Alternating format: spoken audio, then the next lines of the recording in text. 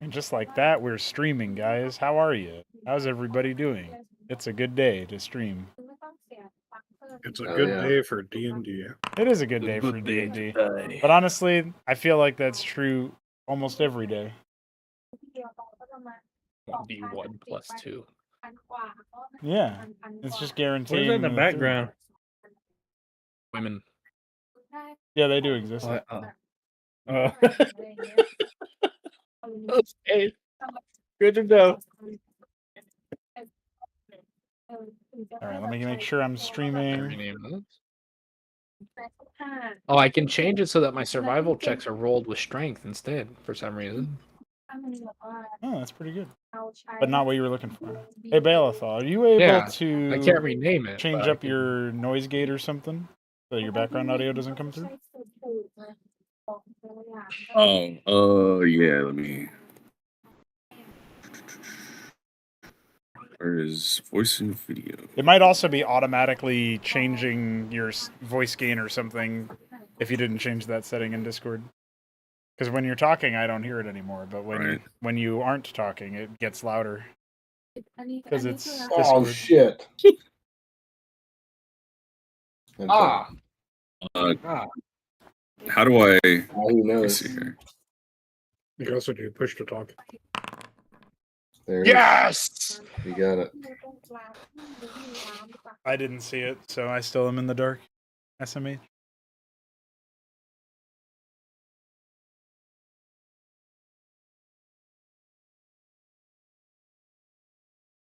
Is this back?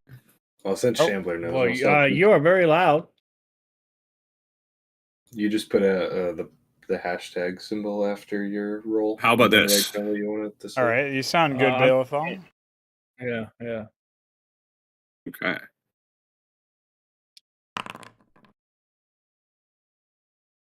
It's good to hear, because I don't want to annoy everyone.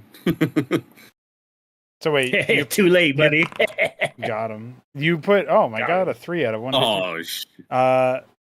So you put your skill check text and the name of it, then a hashtag, and then what? A /R1d20 or something? No. So you put the /R dice, and then you put a hashtag, and then whatever you want the skill to say. And there's no space between all of that. I think there's a space between the hashtags. Yeah. So close. Privately rolled some dice. Right. Wow. It's a good thing we're getting all these bad rolls out of the way. Well, not good for you that I got that one out of the way, but all right. Solid threes. So, helpfully, Shambler did write us a session summary from the last session. This is our first time back with a public D&D session since my trip, although you guys did have a one-shot. That's not very private. So, And What do you mean? the first thing that I should mention is that I meant to actually say this before we even hit start streaming, but it's not actually privileged knowledge. I just wanted to say I do have to go in about 3 hours, so FYI, that is my personal hard out. But that's okay because we have everybody here, all 6 of you plus me, all 7, and Is that when the Jersey Devil gets you? yeah, something like that. So The Jersey Devil in Massachusetts? the Mothman. Massachusetts Devil. Or the Massachusetts Devil, yeah. So we do have Canadian Devil. a session summary written by the Shambler. I will actually just read it. I'm gonna skip the cliff notes because those are just funny. But we'll just go ahead and read this out, and maybe I'll pause for a moment to like specify something, like or add context to something. But last session we picked it up in the middle of Mithridates' trial, and after the battle with the Dream Elves, the party attempted to converse with the saved human citizens, only to be confronted by none other than Mithridates' patron in commoner form. So this is also when you guys were essentially finding out that Mithridates was betrothed to a patron in some way, right? Like sworn to a patron in the first place. I don't believe that this had been information for anybody up until that point. Incensed by Jason's attempt to confront him and puzzled by Mithridates' apparent change of heart in regards to human-elf relations, the patron reveals, with some help from Fred, that in changing the outcome of the Dream World's events, the party had confused Jurgle into possibly changing history itself. A dangerous prospect that the elf not god warned could complicate their quest to find new bodies. So, as you guys may recall, Patron did mention that, this is supposed to be some kind of historical account. There's certain things that are supposed to, not even be possible to change. Somehow those things were possible to change and were changed. So there's, kind of two layers of mystery of why were they possible to change, but also what happens now that they have been changed. Both of those are kind of running at the same time here. And there's No, the humans weren't genocided. there's some vague amount of maybe you could say not quite doom and gloom, but certainly confusion and what would you say? There's not quite anxiety, but certainly you're not quite happy about the fact that now there's this big uncertainty. None of you guys are fully aware of all the rules that are going on here anyway, but certainly the fact that there's been such a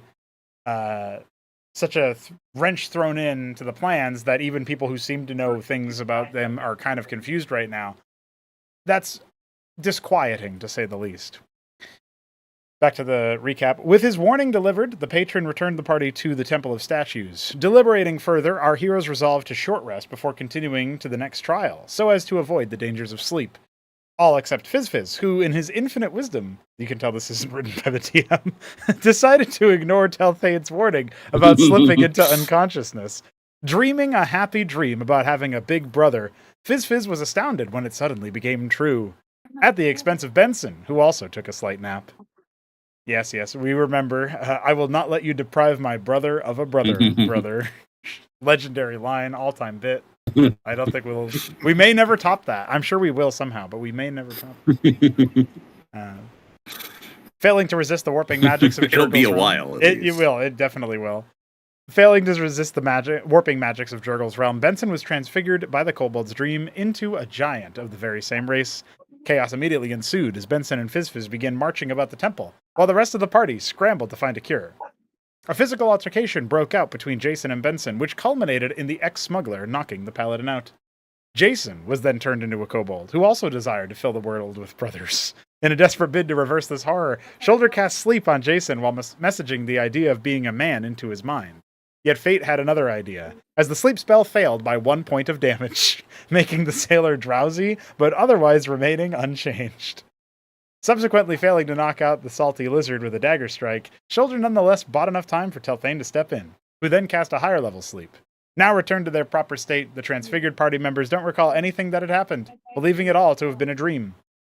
In other words, 2 spell slots were spent and 4 points of damage were incurred to achieve nothing before the next fight. Oh, brother. That is the session summary. Very well done, Shambler. We appreciate your service. With all that said, we are now standing here wondering how we will possibly navigate from this position, and so I shall bring you in to the spiritual nexus such that you may see what is going on and remind yourselves of everything that had happened running about this accursed land. As we were closing, Augustius was sauntering off towards his own statue with some resolve in his mind and eyes. But the question that I have is, given everything that has happened, Alexander, what is Augustius going to do now? He's got Shoulder by his side, 2 Fred the Frogs for some reason, and the rest of the party seems to be recovering from what just happened. Augustius is angry,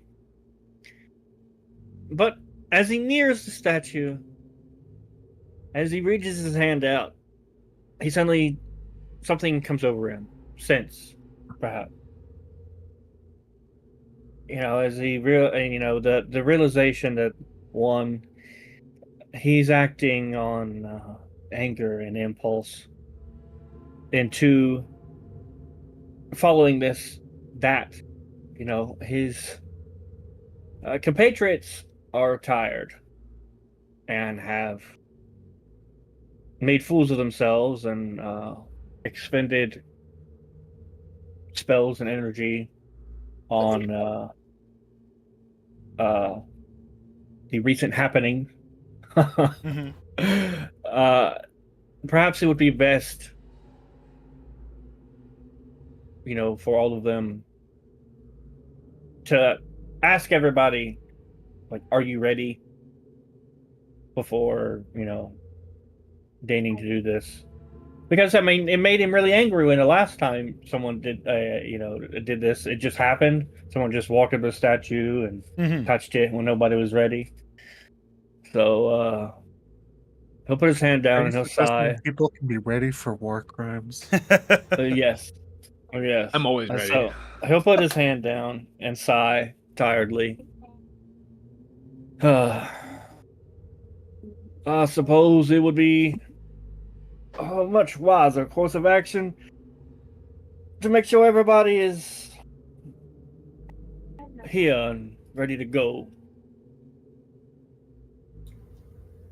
Shoulder will look over the room. What does he see? All right, Shoulder, right before you look over the room, we're going to have Augustius feel a sort of response almost from something that feels initially deep within you, Augustius, but is instead truly, as you sort of focus on the feelings, it seems to be emanating from within the statue instead. Indignation, righteous, but also guilty. This thought that something grossly unfair has occurred. You know, when you thought it was within yourself, you almost initially mistook it for feelings of yourself that had been inspired by your party's actions. Yet, the more you focus on it, the more you realize it's pulling you towards an aspect of your past instead. Though you are still able to disengage from those feelings and take a moment to mull over your correct course of action, your more concerted one, you are perhaps, you feel free to think, while I answer Shoulder's question, what Augustius's reaction might be to identifying the source of some of those more negative and aggressive feelings. Shoulder, as you scan the room, looking over, there's the silhouette of two Fred the Frogs standing beside Telthane. One of them does seem to have bent the ear of the great steed, who is no longer really taking any interest in the party themselves.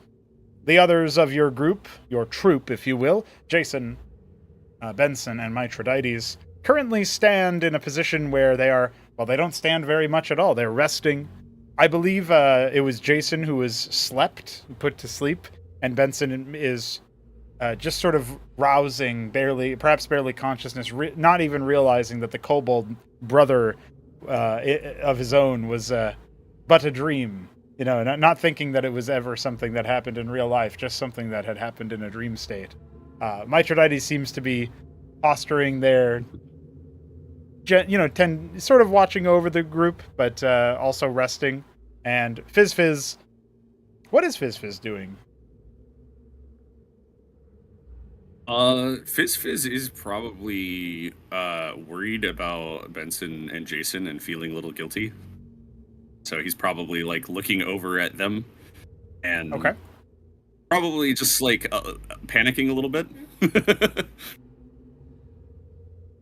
Jason will groggily say to Fizz, "What's wrong with you, small fry?" And then he'll look around and look at the giant horse looming over him, and then he'll look slightly to his right and see two Fred the Frogs, and then he'll turn to look at Fizz before suddenly looking again at the two Freds the Frogs and says, "Have I been drinking?" Yeah. I don't think you've been drinking, because I see them too. Have you been drinking? Not today. I haven't drank since before I died. All right, before we get a response to that one, Shoulder, as you're watching the faint conversation, in the other side of the hall. Did you have something in particular you were thinking of doing or saying? I mean, Augustius did just mention waiting for everybody to be ready, but what do you reckon? Does your party look ready? Shoulder is going to look at the party, and then he's going to look back to Augustius, and he's going to say, "Yeah, I messaged them. We can just go now."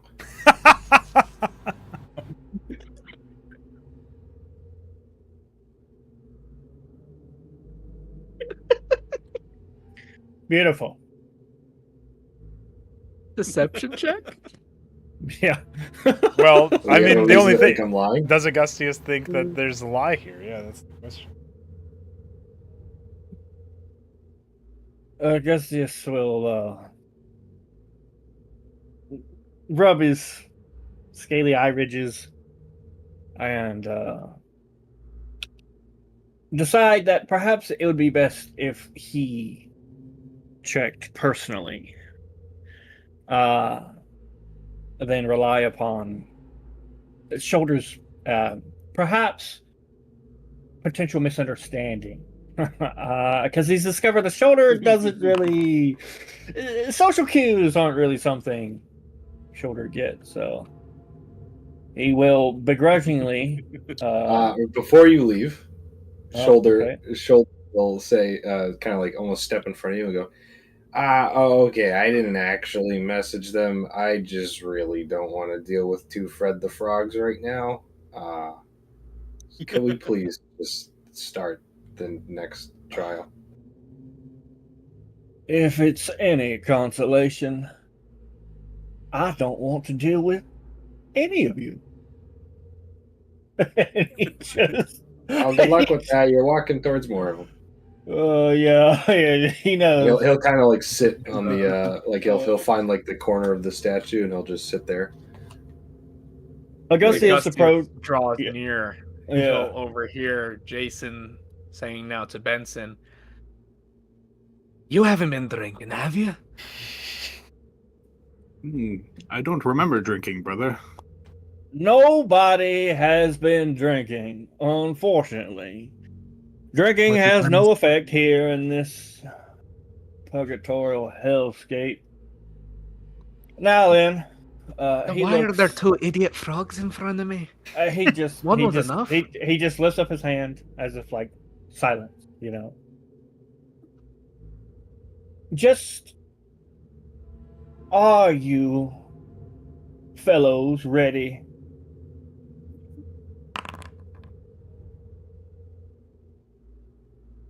If so, I will go and touch the statue, and we can get this over with.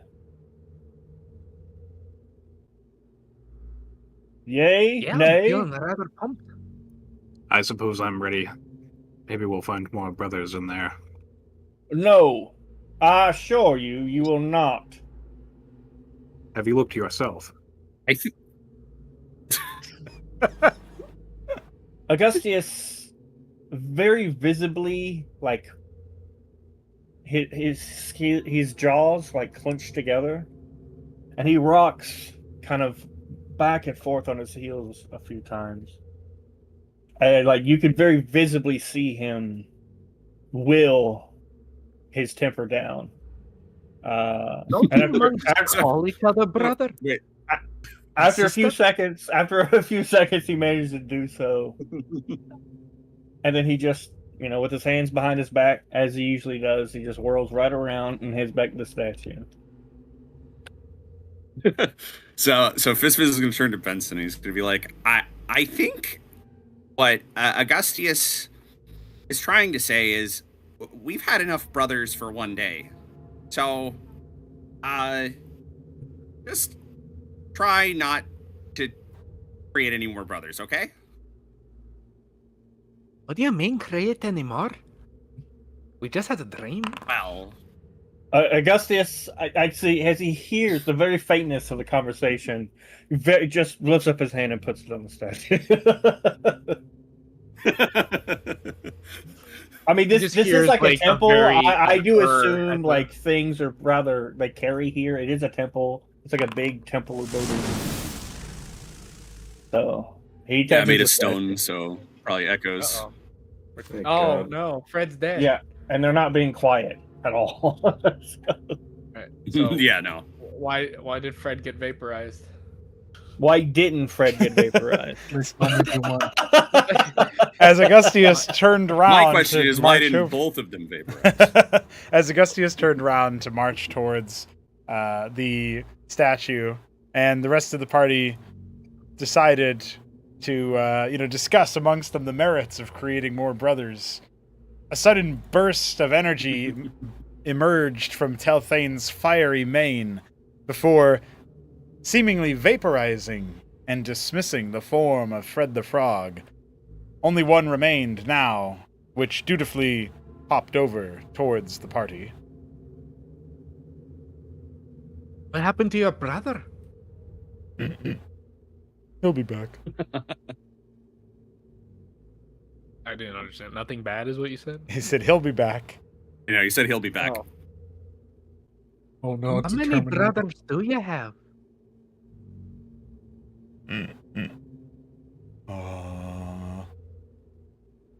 And at that moment, Augustius touches the statue. Is that actually what Augustius is doing? Is Augustius? That's exactly what Augustius is doing. All right, perfect. Is Benson about to talk to Fred about something brother-related in the middle of that? I was going to ask him the same thing Shambler asked him. Oh, well, how many brothers do you have? Classic. Yeah. Before the conversation ends. Whew. You know, the last thing Augustius will hear over his shoulder is Benson saying, "Can you count how many you have on 2 webs, brother?" Impressive. Well, it's around that Fun time, fact. Benson, that you started... what were you going to say, Lucy Metroides? No, I just had a fun fact as a scene transition. Never mind. Oh, okay. Yeah, what was your fun fact? Massachusetts has the Dover Demon. Oh, instead of the Jersey Devil. Got it. Yeah. Alrighty. Over diamond? So, as you guys are in the midst of interrogating Fred about his lost brother, something clicks loudly and swerves. A machinery, a mechanism, perhaps. And it's at that point that the whole floor itself seems to fall away. Fred himself seems to disappear from both Jason and Benson's visage. You no longer being able to detect the froggish countenance of the strange beast that has grown life-size in this realm. And it is at that moment that the world seems to grow much, much darker. Loading fragment of... Oh, we're here again. This doesn't remind me of anything at all. We've been here before. I don't remember. Augustus Yeah, we're did dead. not. I don't remember Augustus being here. So No, just the OG folks. So the original 4 have all been here. We fought so- a bunch of undead wandering through here. This is where we fought ourselves. Well, Oh. that only insofar as it confused Shambler a lot, so we thought maybe we should make that canon. Yeah. That's Augustus looks around. I assume it's unsettling and dark in here. It is unsettling. It is dark. There's a strange fog emanating from these holes within the ground that seem to have been twisted there, left by demonic fangs and claws. Out there, a permeating fog that seems to warp and twist at the slightest indication. Faint lights warbling underneath them, as if trying to escape being snuffed out before they can reach the surface. And all around you, a crumbling, fragmented wall, a vista of torn architecture, once perhaps quite beautiful, now lying in total ruination. When you had come to, Augustius, you and Shoulder stood side by side before what was a statue that absolutely did not look like yours. You recognized nothing in this place, not even a description from a tome. It seems you have stepped into very much the wrong space for what your trial ought to have been. Augustus kind of stands close to the edge and peers into the morass. While he's looking into it, he speaks, and it's very obviously directed at the group. Explain. We're back. Drawing his swords, Jason says, "We fought undead here." I became the rat for some reason, but the mention of undead. We fought undead here. This is how we originally landed in Jurgel's realm. Although, this is how we originally landed in the temple. We've been wandering around here for some time, and then we touched, and he points at the giant statue. That statue, and it brought us to the Nexus. Slight correction there, Jason. This is where you went after successfully fulfilling Shoulder's trial and then attempting to interact with Benson's statue. You came here in between that and getting to Benson's trial itself. So you've recognized this as an in-between, but the context of why you would be here is not exactly obvious to you. So it's Jurgel's realm to reality as, or it's to Jurgel's realm as Jurgel's realm is to reality? I guess you could think of it like that. Yeah, it's like it had been used as a betwixt, like a transition point. But the reason you were brought here when interacting with Benson's statue is not known. Okay.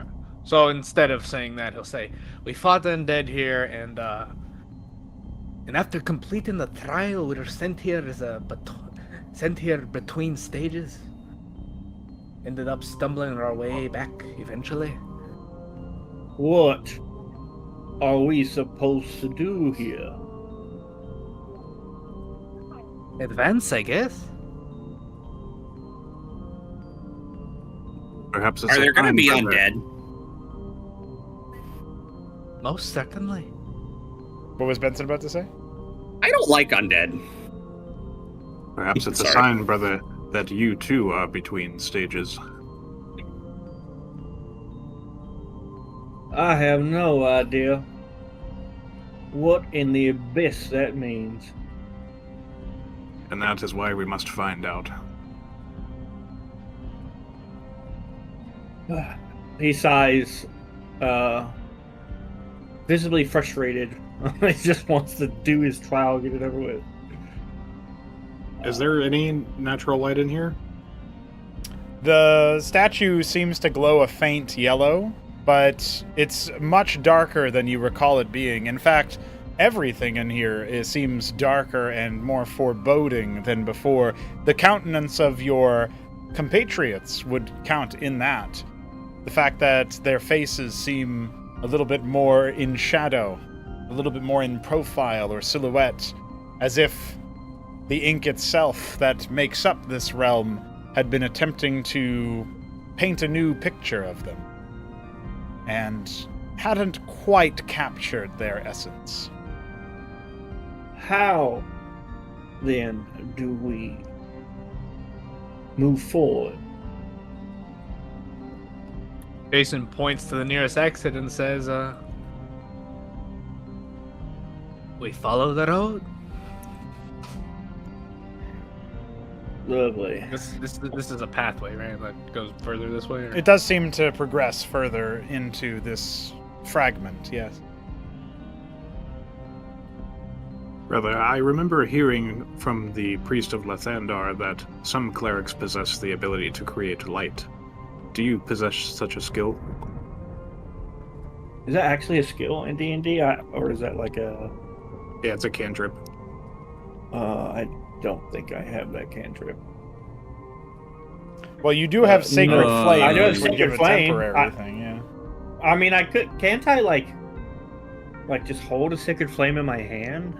Kind of Yeah, like, as if you're, we would make, just for balancing reasons, right, we would make it cast less of a powerful light during that, so it would be shorter. But it would help augment things a little bit there, for sure. But yeah. It's like, a guy who wants to cast Fireball, he can hold it for a bit before. Correct. He That's kind of what I'm thinking too, yeah. Just so that, the that's light cool. cantrip isn't useless, I'm thinking it'll be, a bit smaller in radius than people are used to. So, oh my god, All right, well, it's that sound again. that's what he'll do. I don't He'll know just why I did that sound. conjure some light with his sacred flame. Oh. I like the idea that Shoulder lights a candle and Jason immediately snuffs it out with Druidcraft. Tell me how much of a reach this is, right? 20 feet. Using Druid craft to grow glowing algae. Not algae, glowing moss, like bioluminescent moss. So what is this? It's a tiny, harmless sensory effect that predicts the weather. Oh, these are just different options. What is this? Yeah. Make a So flower you can blossom. instantly make a flower blossom, a seed pod open, or a leaf bud bloom. And the idea is that I have a herbalism kit on me, so maybe there's a bit of bioluminescent moss, you know, for certain potions, perhaps, that it's like comes standard with it. And then Jason spreads it on the ground and then grows it out. Because it's moss, it spreads. I like the idea. I only wonder... Oh my god, he's placing a measured template with his torch. Something tells me that's not what that was supposed to do. Now, if you right-click your token, there's like a little fire icon in the top left. You can just hit that, I think, and it should work. Oh, nice. I don't know how to get rid of the... Oh yeah, I gotta do it in the DM view, but It's that's a little busted what Jason could do, because it might be a little bit silly that Jason's able to like light a whole hallway, but like... No, it probably could, wouldn't like, reach put that far, but we can say that you can leave like a trail to help guide your path back. It wouldn't be casting Okay. light everywhere else, but it still gives you a way to anchor yourself back if you need to backtrack or whatever. Got you. Yeah, so Jason's gonna do that. He's gonna do every once in a while. He's gonna touch the ground and make a patch of moss grow that's, you know, lit up and like breadcrumbs as we move.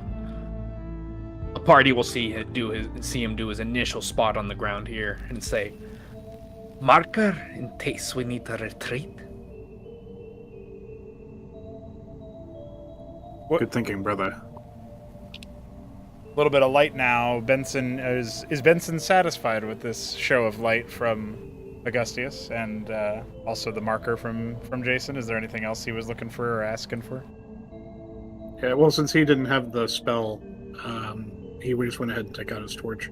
Oh, okay. We decided for the Sacred Flame that he can hold it for a shorter distance of reveal, which is what's active on him now.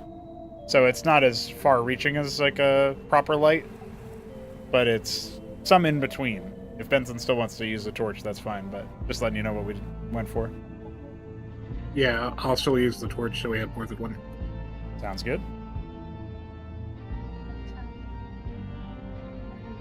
All right, so we advance. I want to glory. We fall off the edge of the map. Ah! I don't actually use it. At the edge of the world. Okay. This realm is flat. Everybody knows this. Oh, we teleported. The earth. Combat encounter. Uh-oh. I don't see anything, even though I have light.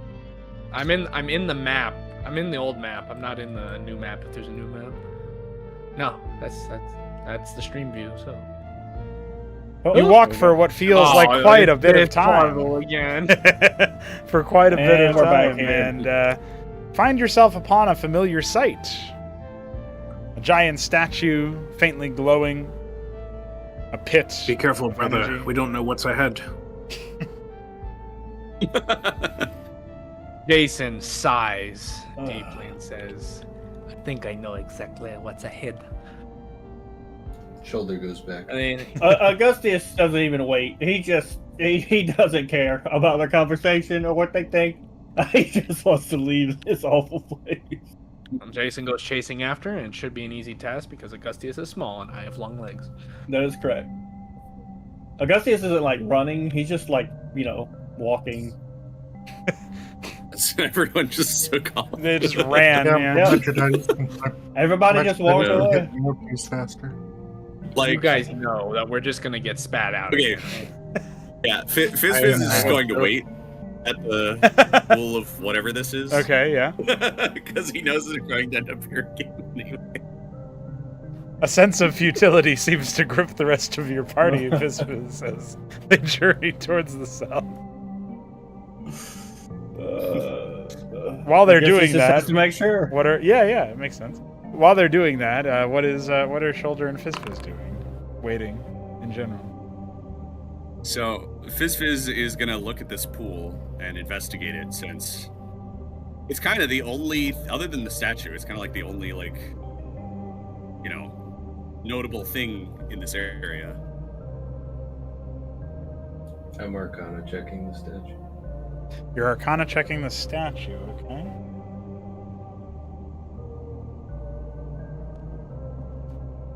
All right, so Fizz, your examination of the pool, or sort of the fog pit, if you will, yields something similar to what Augustius had seen. Though, of course, you guys didn't talk about that. So this is the same thing that more or less that what Augustius saw. This swirling morass of fog that warps, that seems to have the consistency more like a liquid, yet undoubtedly mists off into a dissipating fog the closer it gets to the surface. There's these strange, whimsical lights that pop out for a moment only to be snuffed out by the surrounding darkness, and they seem to be struggling to emerge from the fog every which way. No matter what they end up doing, they don't seem to have what it takes to get out and stay alive. The lights are extinguished every which way. Meanwhile, Shoulder Arcana checking the statue. Anything in particular you're looking out for? Any way to tell differences between, like, the magic from before and the magic now? Okay, drawing upon your understanding, your memory of the previous statue interaction that you had when traveling towards Benson's trial, you'll note that the visage upon the face is different. It's weathered beyond recognition, where previously it was clearly a warrior of a sort. Now the only thing that tells you that is the pallid weapon that it holds. Firmly implanted into the ground, the blade of it shorn off by time or some other force. Nothing about it screams a recognizable form. Could be a human or a dwarf. The proportions are impossible to tell, where previously you recall them being more definitive. Yet for some reason, interrogating even your own mind seems to yield uncertainty. You swear you knew what creature was depicted here before, and now, attempting to remember, you come up blank. The first time, perhaps, you've ever forgotten something.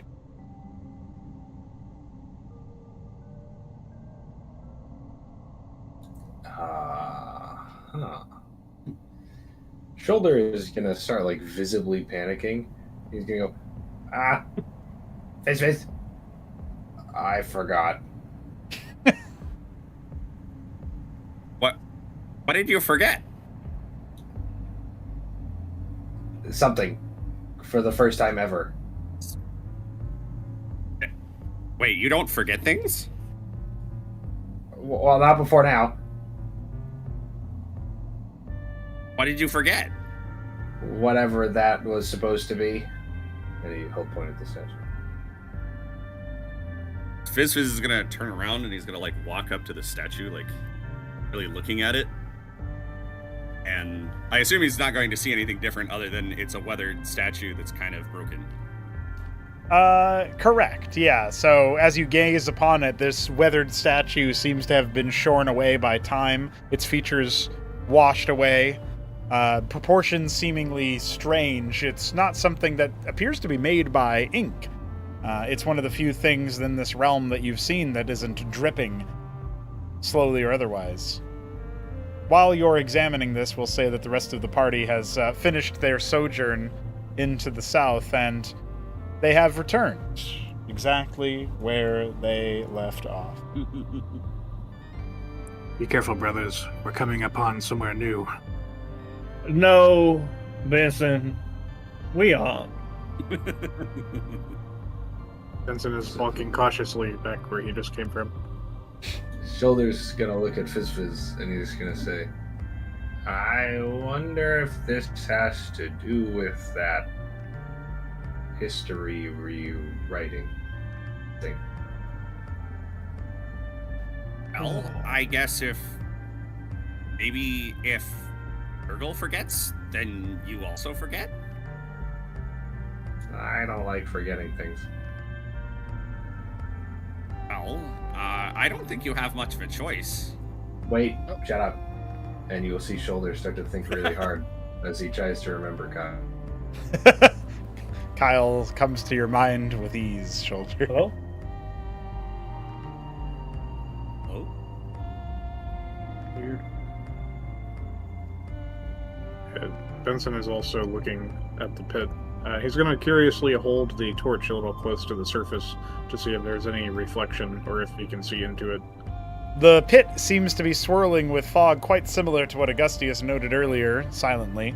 This fog warbles and dissipates from a liquid into something more gaseous, and in the process you'll see faint lights flickering more intensely than the previous pit, desperate for some release from the fog itself that seems to end their pitiful existences as they emerge from its desperate grasp.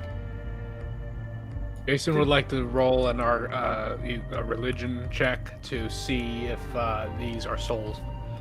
Did Shoulder remember Kyle? Yes, I think you cut out for me. Oh, sorry. I said, Kyle's... The memory of Kyle comes easily to you, as if you didn't forget a single thing. Hell yeah. Augustius does not need to roll a religion check. Context and tells him everything he needs to know. He grows weary watching the light dissipate over and over again. So he will depart. Oh. I'll wait for an answer before I decide what Jason's going to do here.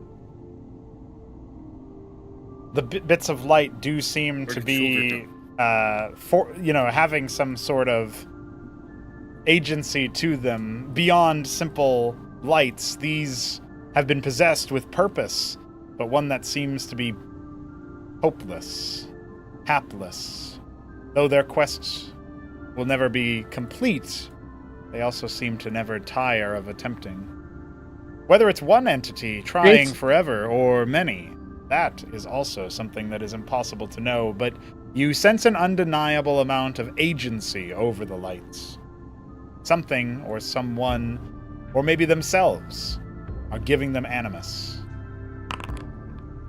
Jason lights a torch and throws it down into the pit to see what happens. Okay. As he provides light to the shrouded souls. So Benson, you moved your torch over to see what you could see. And in the process of doing so, you'll notice that the torchlight seems to waver as if being blown by a fierce gust. Though it does not extinguish, does this give you any pause, or do you continue pushing the torch further? Does it seem to have any kind of surface, or does it just keep going? Like what, within the fog itself? Yeah. It seems like it keeps moving in such a way as to be almost solid in some places, but then the solid parts of it appear to collapse into something more liquidy. And again, as any part of it reaches the surface of the pit, it fizzes out into some sort of mist.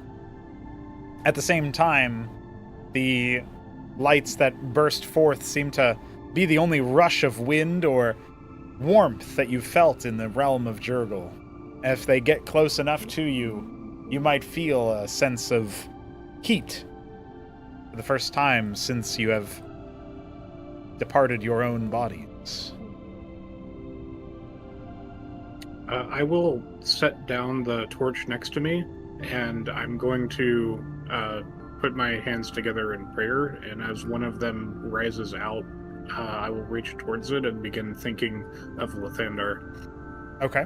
And Jason, are you doing the same thing with your torch that you described after seeing what happened with Benson's torch and like the gust of wind almost extinguishing it? Yeah, we'll see if it's more violent. All right, so Benson sets his torch down to pray, and as he does so, Jason lights his own and tosses it into the pit of fog. As this force of light and wood descends into the fog, it is almost immediately extinguished, but something more. It's as if the same process that would blow the fire out and cease its flame occurs to this wood. You hear it splinter. You almost feel it ripped piece by piece, but on such a small level that there may not be any fragments left. Jesus. Whatever's down there. It's like entropy Doesn't itself. like a light. The soul, the only one, I was going to say the soul, but that makes it sound like an actual soul, S-O-U-L, soul, S-O-L-E, light that emerges from the pit does hold before Benson for a moment as he reaches for it. Jason, seeing what just occurred with the torch, do you say anything or just watch in interest? Jason doesn't think he can save souls. He will watch on. Benson, as you move your hand close to this strange orb of light that dances and warbles and threatens to be extinguished by the forces around you, the warmth only increases, as if the heat will soon become unbearable. It's not just on your hand that you've outstretched, it's spreading to your whole person, and soon Mithridates and Jason will feel that warmth building as well. Were you able to sweat were your bodies still intact, you would undoubtedly all be doing so. Do you continue reaching forward, Benson? Yes, I will open my heart to it and continue thinking of the horizon. Any comment from Jason or Mithridates? Or now Shoulder, who will soon be feeling the heat as well? So as his hands are getting closer, we're feeling increased heat. Coming from this orb of light, but yes, it like heat to the point where you would be uncomfortable and imagining just how hot it must be closer to Benson. Jason will prepare an action to where if it looks like Benson is being harmed by this creature, he will cast. He'll move over here while he's preparing this action. He will cast poison spray on the soul. Okay. Anything from Mithridates or Shoulder? Is there any part of it? Where's like the closest that I could reach with the skull of Pencer to interact with this orb? I guess probably here. Shoulder's gonna walk up and he's gonna look at this orb and he's gonna say to the party, is this a soul? Okay, well, you're walking up and asking such a question, but it's going to take you some time to do that. Is Mithridates doing anything? He's just watching and wondering what the hell is going on. All right. Benson, the orb that you reach towards releases a sudden pulse of fierce heat, the kind that would certainly singe someone. Yet your body, well, has already been more than singed. With that in mind, I need everybody in the immediate vicinity, including Mithridates and Jason, to make a Constitution saving throw. And Fizz and Augustius will be aware of the pulse of heat. It's the first sense of warmth that you've felt since your bodies have turned cold, even all the way where you are. Augustius feels that the group of morons has gotten themselves into something.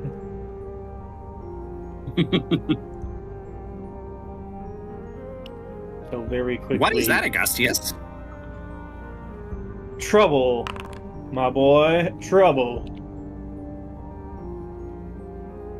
Okay, so let me take a look at all these rolls because Are there more people this way? I got a 6. you got a 6. Benson got a 2, but re-rolled. Oh, I see. You used your inspiration for that. Makes sense. And Jason got a 10. Is that right? Looks like it. Yeah. And Mithridates got a 15. Okay. So everyone fails but Mithridates. So this intense burst of heat coincides with the light emerging more fully and completely from this pit of darkness. And as this light emerges more completely, rather than dissipate as the others have, as everyone by now has witnessed the others dissipating, it seems to persist. It's almost spasming and warbling much faster than ever before, as if a containment field may have been placed upon it, a bubble of sorts that allows it to continue its existence. And as that occurs, the same warmth, the same heat, that the radiance that had been felt, it falls silent, no longer stimulating any senses that your spirits may still have.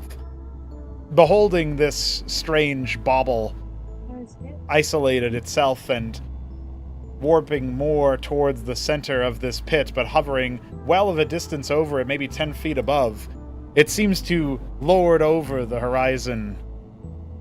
Benson, your imagination, your prayer towards the horizon, your thoughts of Lathandar, they may have, in an attempt, in a sense, spared yourself from some fate that is meant to befall this entity. Shoulder, however, seems unable to look away from the light as it grows in intensity, and anyone around looking at it will otherwise be attempting to shield their eyes from it.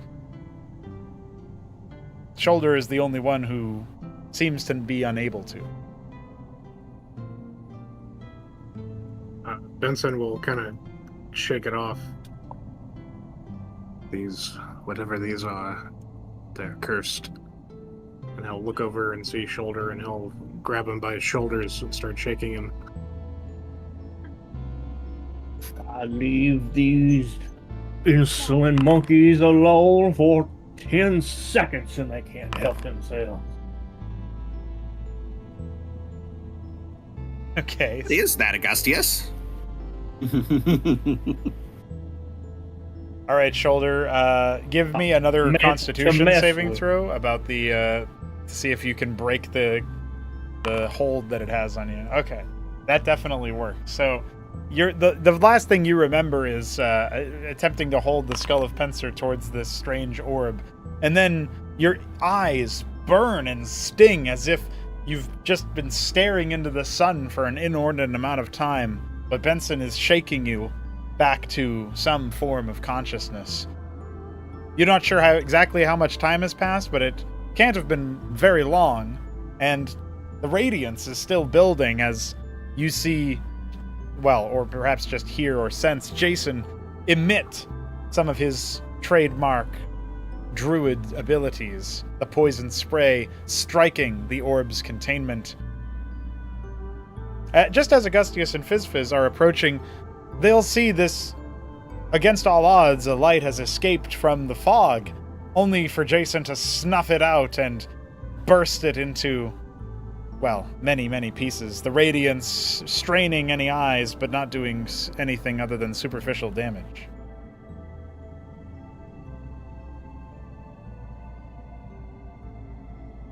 Oh, Augustus just... there's an image in his head where he imagines himself just going behind all four of them and just pushing them into the pit.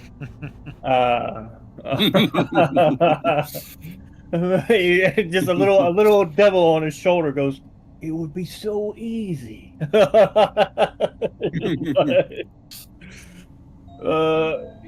He doesn't know anything about anything but he knows obviously that walking around in circles isn't going to get him anywhere. Touching the statue brought them here. And since there doesn't seem to be a way out, he's just going to turn around, walk back, and touch the statue again to see if perhaps will take them out of this place before his idiot companions decide to do something really, really dumb. Fizz is going to look confused as he walks away and say, Augustius, where are you going? Augustus stands before the statue, clasps his hands together, and he remembers right beforehand not to pray unless there's something really like super mega ultra important. So instead of praying specifically to his deity, he just makes a prayer to the whole of Astramus, both for wisdom and to deliver him from this mess, so that he can see to it that justice is done, whether it be in the past or the present or the future. He summons every dragon god in Astramus. All of them are like, all right. That's a powerful global. Yeah, that's pretty powerful. So, as Augustius is making his prayer, what's the rest of the group's reaction to this strange orb that has now been snuffed out? By the way, I assume you know to enter the prayer, you don't touch the statue. Oh yeah. As you're praying, you're touching the statue. Is that what you said? Yeah. It's like, please teleport me out of here to something. Is this a path?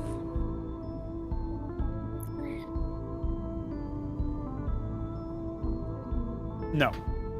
It's just a broken wall with quite a bit of it missing, but there's only blackness beyond it. These pits aren't safe, brothers. We should back away from them. Jason says, perhaps the trial is waking up what's ever down there and dealing with it. Oh, let's hope that isn't the case.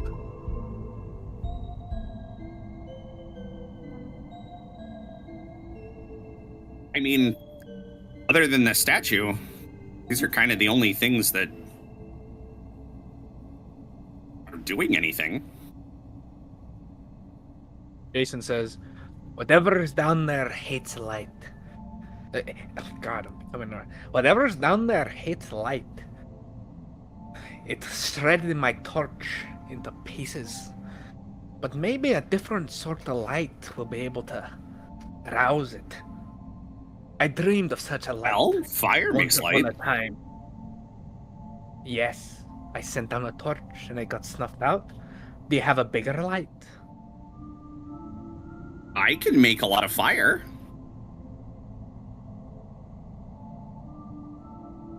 But what range?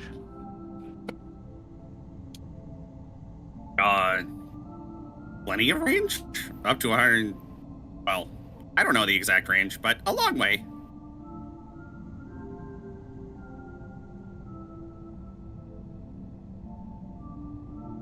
So... Jason says, I'll leave. It's your call. I've one way of summoning a great deal of light, I believe.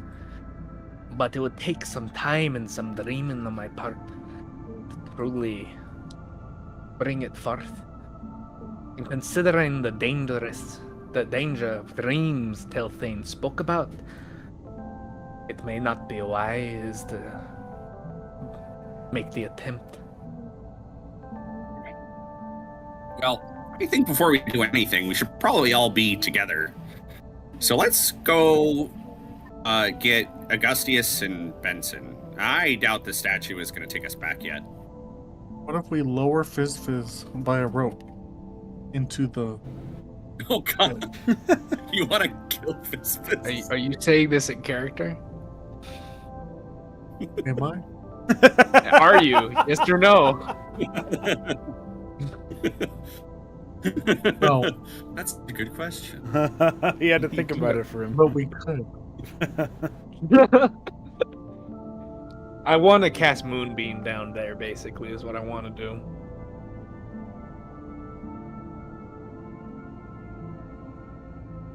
Because I can spend my slot on that, and it will go all the way down to the bottom of the pit. And Well, I it's a feel like sustained light. we should probably do it together. And like I said, have like more people together, because if it reacts, we want to be prepared. Jason would need a rest anyway to do that. Oh, okay. Because I can't change my slots unless I prepare. I can't change my prepared spell unless I believe it's long or short rest. I can't tell. Anyway, he'll agree to that, and he'll point. He'll say, "Lead the way." Okay. With that, Fizz is going to take off towards where Augustius and Benson went. Back to the previous statue. Back to the pit. Is Shoulder doing anything at the pit before, or I don't actually know what Shoulder is doing right now. So. No, he would just follow. All right. The sense of warmth that you had all enjoyed, or at the very least experienced, has long since faded now into what feels like a distant memory. As all of you return to this strange statue that 4 of you should recognize, yet none of you can recall the proper shape of. Its worn features, abstract and surreal, nothing about it quite resembling what you last took it in as.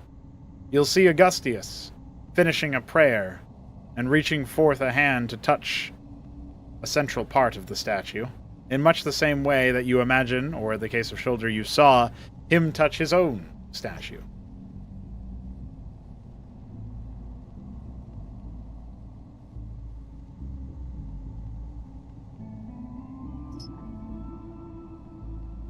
There's a rumbling beneath you all.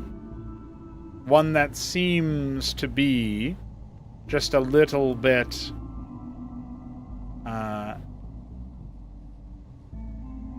dreadful, dread-inspiring. And emerging, not fully, but instead as just a head and long neck.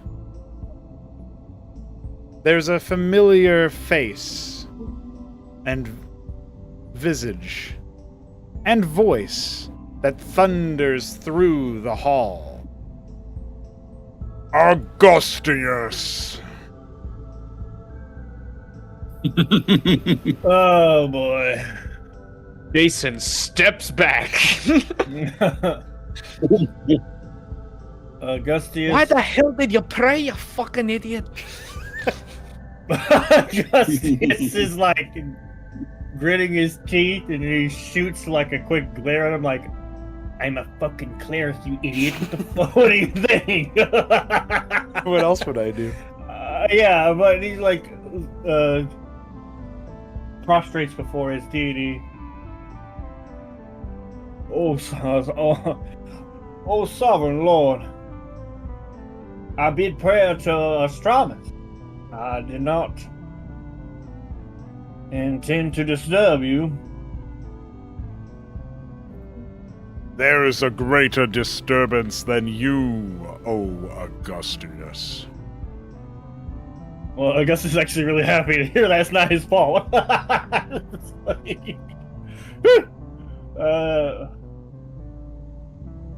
Yes, sovereign Lord. We are lost. Pray, give us counsel.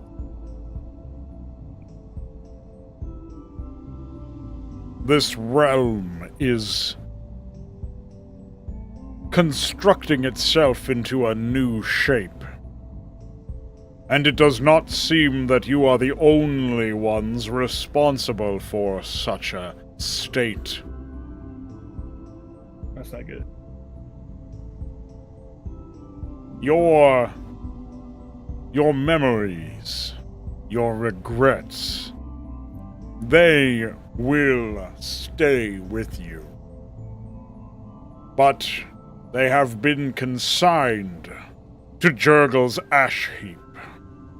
And if they are not interwoven with your present realm, you may lose the opportunity to restore this aspect of Jurgle.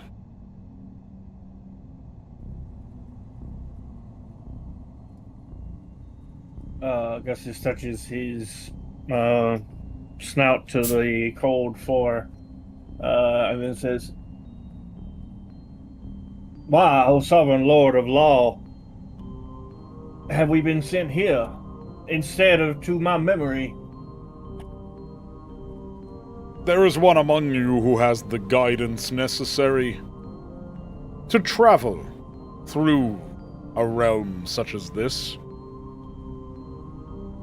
And you'll all watch, anyone who is watching, the great Salius, Blue Drake, turn its ferocious and imperious face to face none other than Shoulder.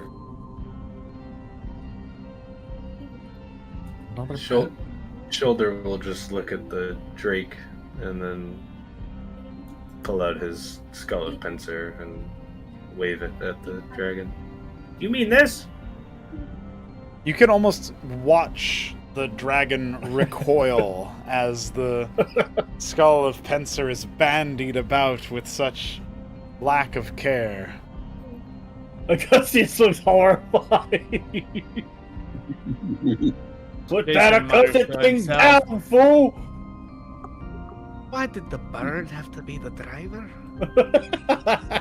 I guess driver the same thing. The rudderman. Yeah. Salius speaks in response to Shoulder's question. Please realize the importance of the artifact which you carry, bird. Without it, you will be consigned to the ash heap as well.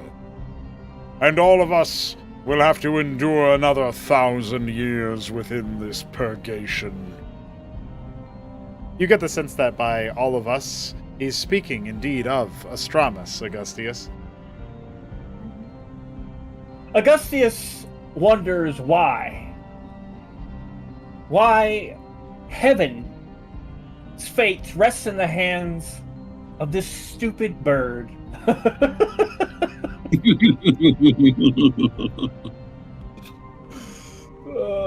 Why the Celestials are useless in this endeavor. All of you. I didn't know Big Bird was so important. You're saying you're trapped? Like us? In here? Turning to face Jason and stare him down with, indeed, his imperious-looking countenance, the Drake gazes upon you and pierces your eyes, looking directly into your soul. It's an intense gaze indeed, but not one that seems to be met with malice or intimidation, though it seems to have had its effect nonetheless. The Drake looks you over and says, Without Jurgle, those who pass on will never be sorted, never be brought to their final resting place, if such a thing could be considered to exist.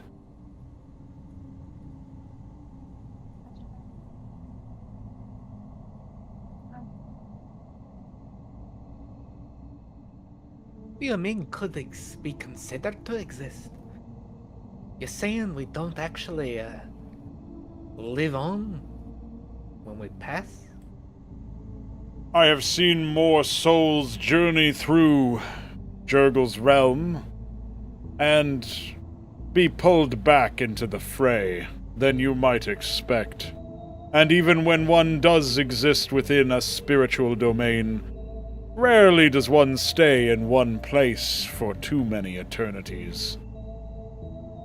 Be not afraid of the ever-growing expanse, for it offers many opportunities for vacation. And with that, the Drake turns back towards Augustius and says, "You must put your faith and your spirit behind this bird.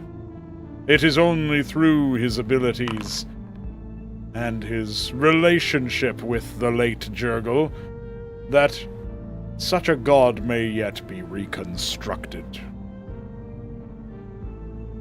That was probably the worst thing that he could have ever heard. That was like dread, like the worst existential dread of his entire little Kobo life. Just all like a tsunami wave crashes down upon Augustius, and then he swallows it all down. And just forces that existential horror deep down inside. and says, "So it is, and so it shall be."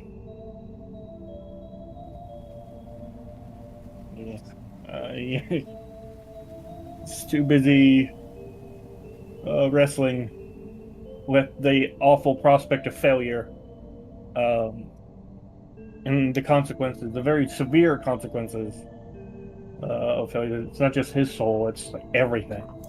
Has the dragon said his own name yet? Yes. Silent. I believe that you would have heard in the first time it showed up that Augustius had referred to it as Salius, like pray it out loud maybe to Salius before it summoned. So maybe that's what you would know it as. All right. So I can't do the comical. Salius! Mr. Salius. Yeah. You could do it in Augustius's voice. No, that's all right. Please do not give a poor Augustius like any more reason to freak out. Like for some reason, nobody in this group like offers any deference to a literal god. Like it is the most. Jason's intimidated. Yeah, Jason stepped back, and then Fispis wants to climb him Jason again. doesn't know a lot about They're dragon looking gods, in okay? his face. They're just like talking to it like it's a normal being. Oh my His god! relationship Yeah, with the divine because- is that you pay it off so it doesn't fuck with you. Okay, so when So Dragon feel God like- shows up, he expects to be atomized. It can't be that good of a god if it's dead.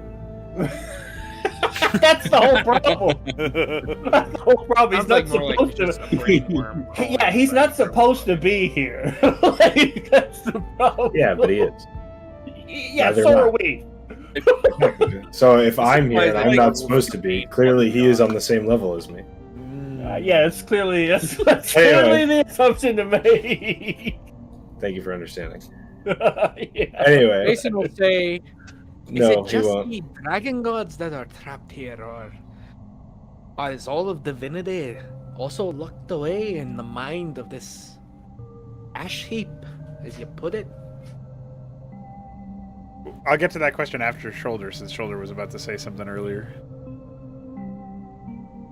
Before we all got sidetracked. Shoulder will say, Mr. Dragon, sir, in your travels, have you seen Big Spider?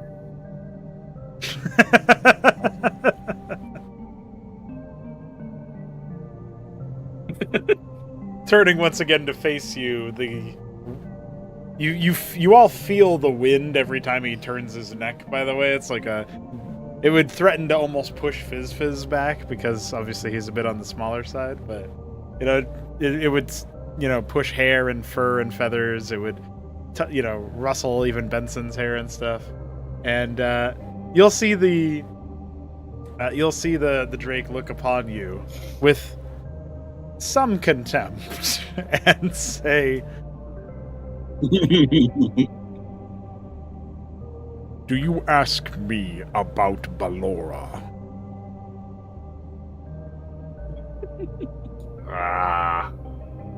No, I'm asking about Kyle. The contempt seems to fall away from his face as he instead has a moment of clarity, and his face seems to understand things better. Like Like he has pierced the veil and properly comprehends what's happened. And he says, I have never known a Kyle. You should meet him sometime.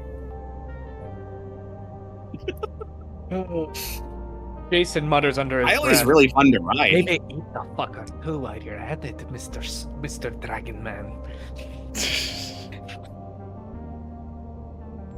Augustius looks so apologetic and mortified. Like mortified. Like he's just like, you know, it's okay if you kill us all. Like I understand. Like I get it. It'd be fine with me. He's just like. This is the moment where the god would slink into the pit, just muttering, "I need to get new champions."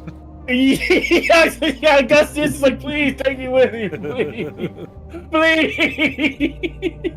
Well, instead of his previous question, Jason will say, "There's no way to transfer that power to someone else, or to, I don't know, not rely on the bird." Without even looking at Jason, you'll simply hear in response, Jurgle has chosen. Jurgle has chosen. Benson, do you have any remarks or anything you would like to do or say while this godlike dragon appears before the party?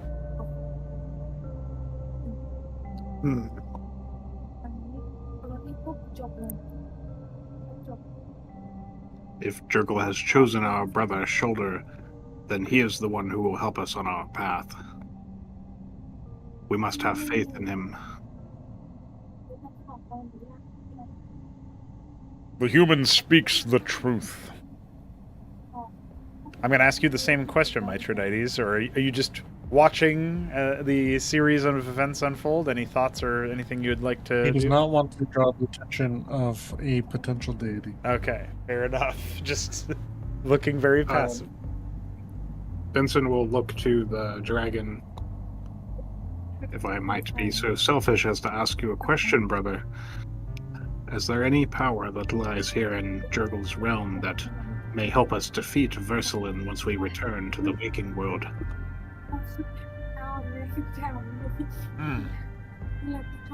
The Drake mulls this question over and says, considering you are capable of finding me whenever you please, and his eyes dart over towards Augustius when he says that, visit me once you have secured your ticket back to the material plane, and I shall see what I can do. And then to the whole party, are there any other remarks?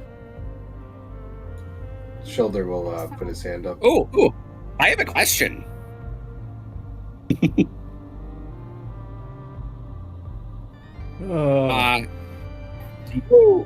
you know my dragon? His name is Sovereign, and he's big and red. there is a reaction upon the visage of the Drake, and it's almost like a somber one, one as if like having a sad memory. Not any animus, but just a bit of melancholy. And he responds, Sovereign. Yes, I know him.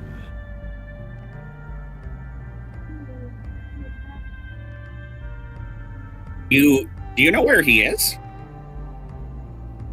with a great sigh that, again, threatens to almost blow you back a few feet, Fizz.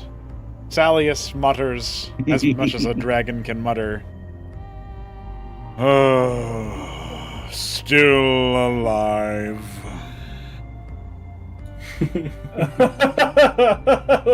Yay!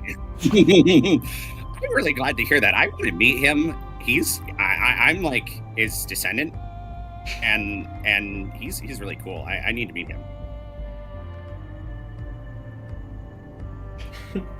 Without responding, the Drake looks towards Shoulder, as if hoping for a question to change the topic. Oh, hi again, Mr.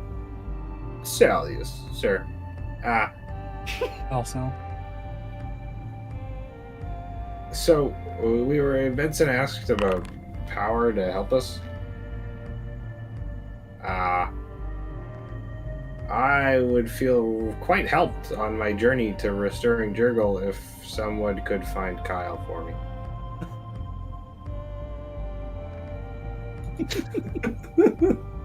God.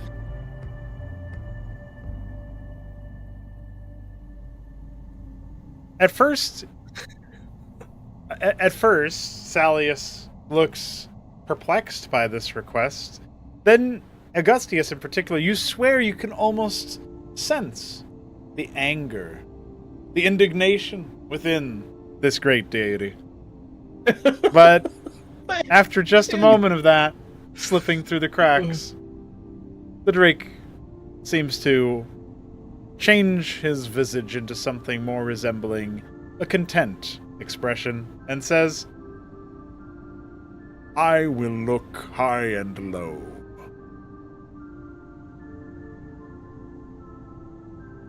Augustius tries not to gasp and swear. And he's just like, who are these absolute morons, the dumbest people in creation to be asking? Just, can you do me all these favors, Great Dragon God?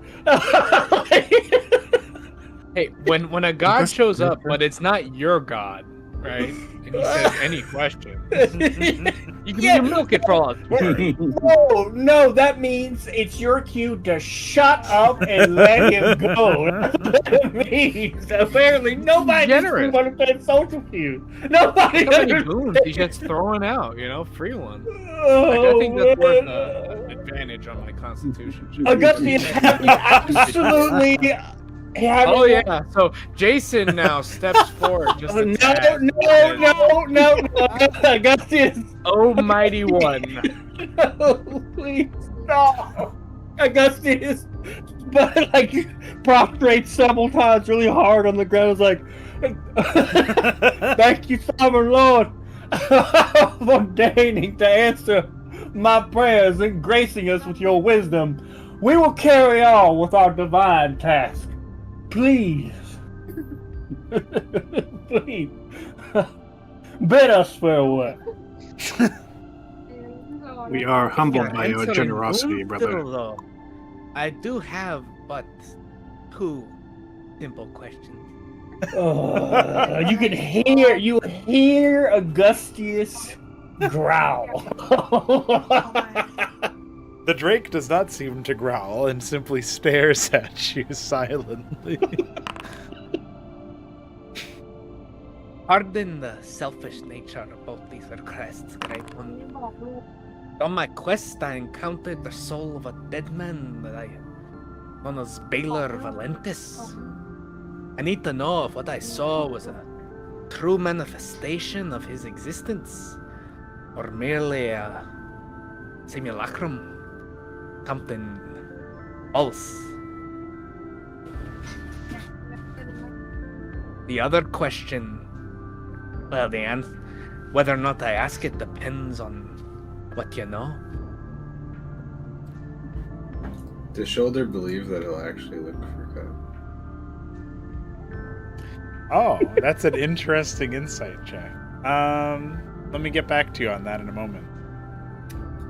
God dear poker face, it's a DC 25. So, Salius looks upon you, Jason, and seems to be attempting to sort through some sort of memories. It's not quite deep in thought, but certainly thinking about something. And then, with a bit of a nod to nobody but himself, the Great Dragon says to you, Baylor Valentis is outside my jurisdiction. You will have to ask someone of the deep. Aye, so his soul is claimed. That's good enough. Good enough to ask this question, then. A mere question of mortal power and affairs. In what land or kingdom or realm may I find a weapon strong enough to fail the destroyer, the destroyer Sosmentos, the great kraken of the sea?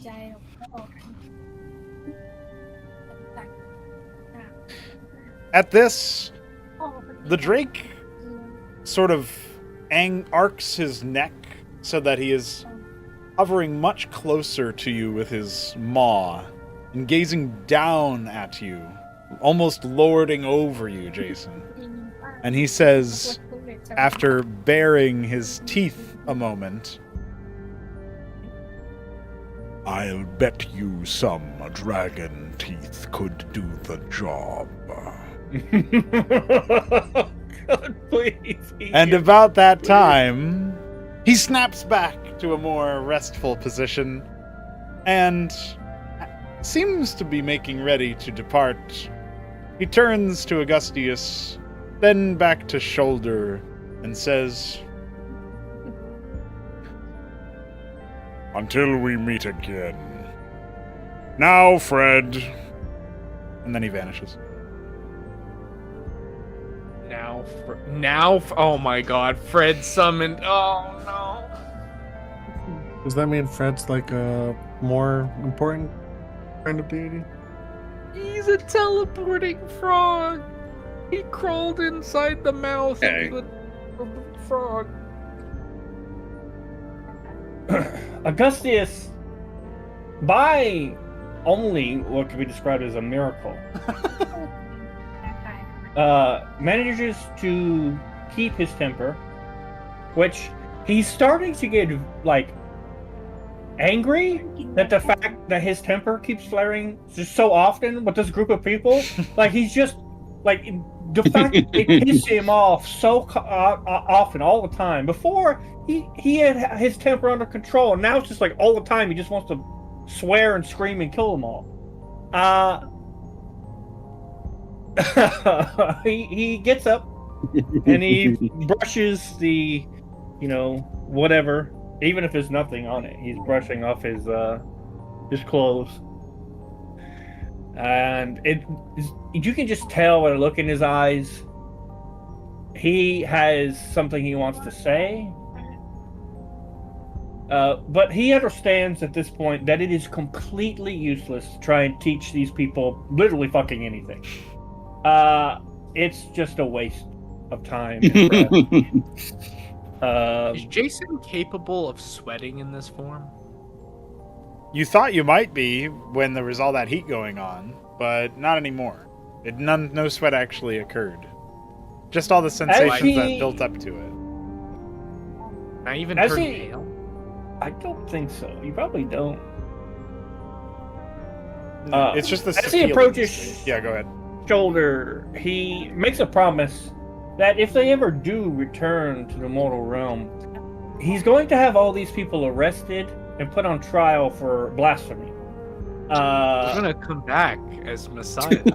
It doesn't matter. He's going to take you to trial. He's going to try all of you for blasphemy. Which technically, I'm gonna gather my crew and we're gonna kill a demigod. I don't know about you. So he looks to Shoulder, kind of deadpan, adjusts his little golden monocle, and gestures toward him with one hand. Well, bud, get us out of here.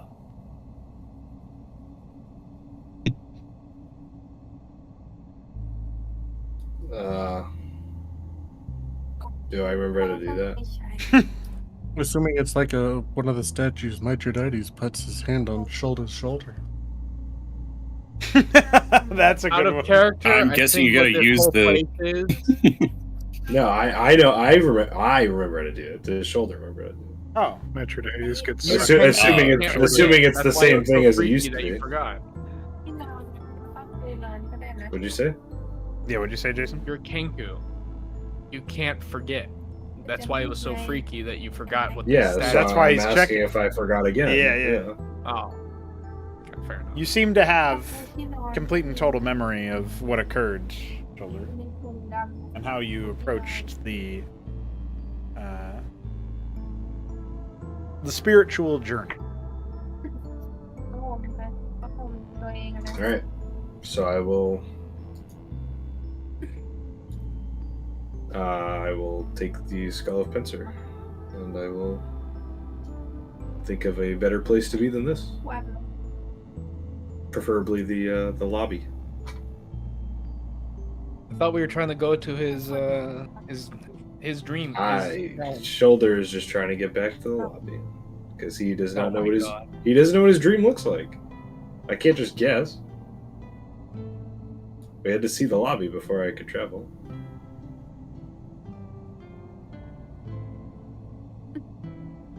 I'm assuming it's acting similar. So what you're trying to do right now? We were trying to go somewhere just without seeing it, but just willing yourself. Okay, into if you want that to be the experiment, then sure. Shoulder will try and think of the trial that awaits. I guess is.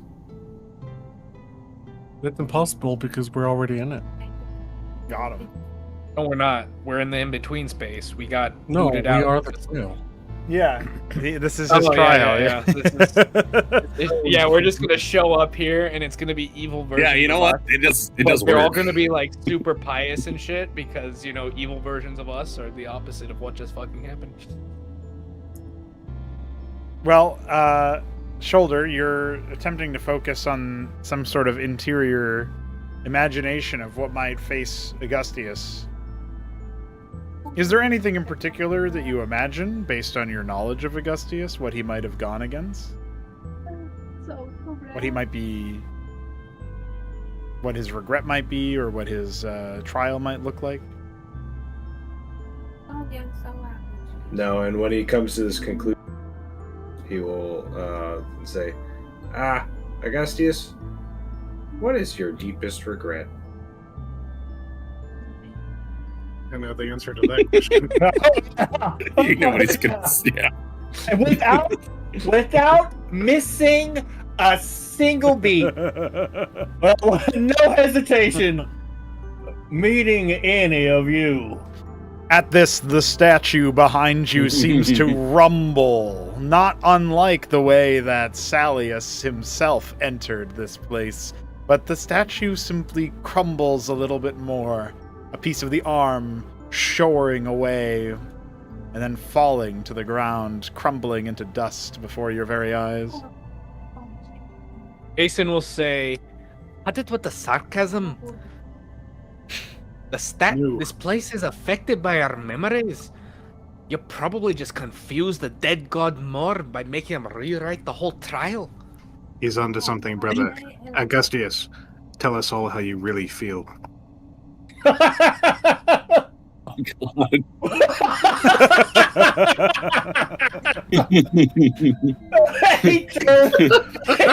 doesn't turn his body. He just turns his head to look up at Benson. He goes, I am not sure that is something you wish for me to do. But think about it, brother. The first thing to happen here, aside from meeting your deity, is when you said how you felt. Try it. Say something.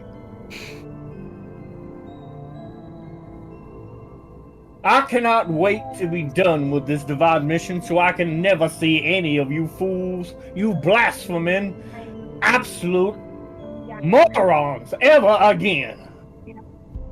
Almost like clockwork. Another piece of the statue seems to be carved away by an unseen force. This time, a part of the leg on the opposite side of you all. You hear it and feel it crumble, shaking the earth as it does so. See, that's it, brother. Now, how did you feel when I became a kobold? You don't know that you became a kobold. You don't know that. You think it's a dream. Yeah, I don't think anyone's told you. Yeah, you don't know. That's right. Jason still thinks it's a dream, so he doesn't know why Augustius is so fucking pissed. That's why he said stop it with the sarcasm.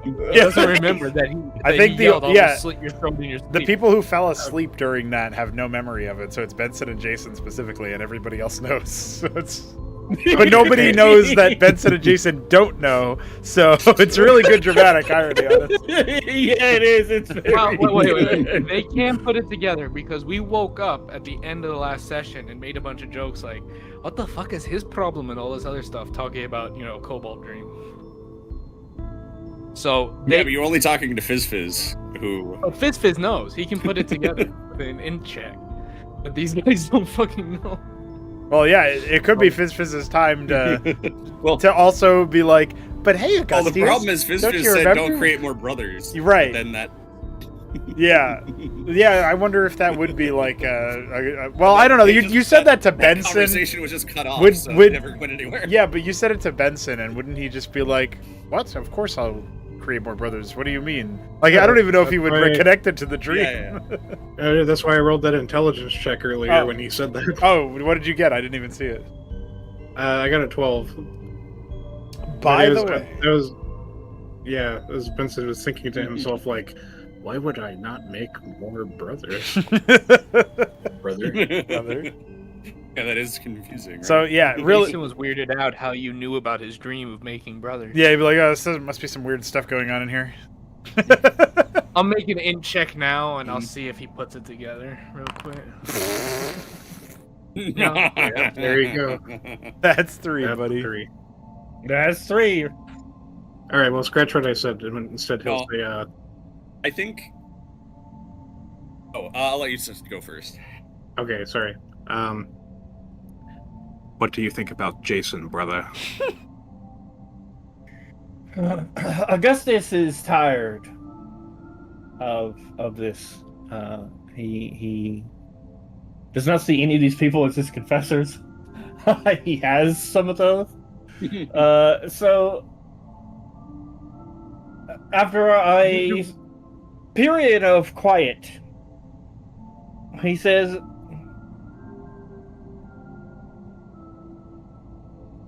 I regret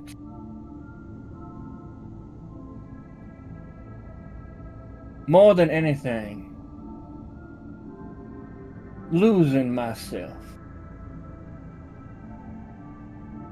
And I think, truly, that's why I can't stand any of you. Because I lose myself all the time. All sense of proper dignity and decorum and self-control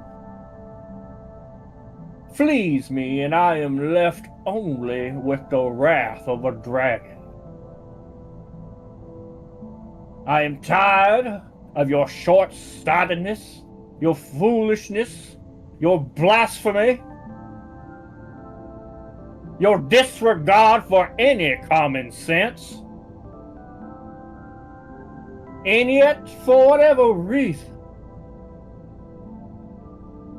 Astramus, heaven itself, needs this group of fools.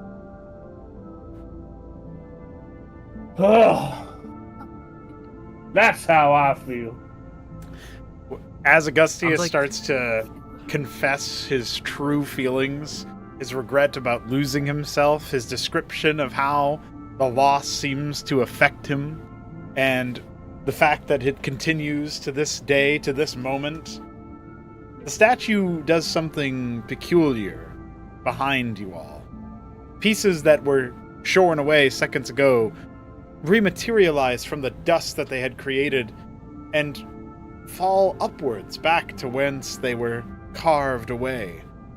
The statue slowly seems to rematerialize into some form that could properly constitute a fierce warrior, one that resembles Salius himself. And as soon as Augustius ends with, "That's how I feel," the maw opens up, an offering, an opening, a way forward.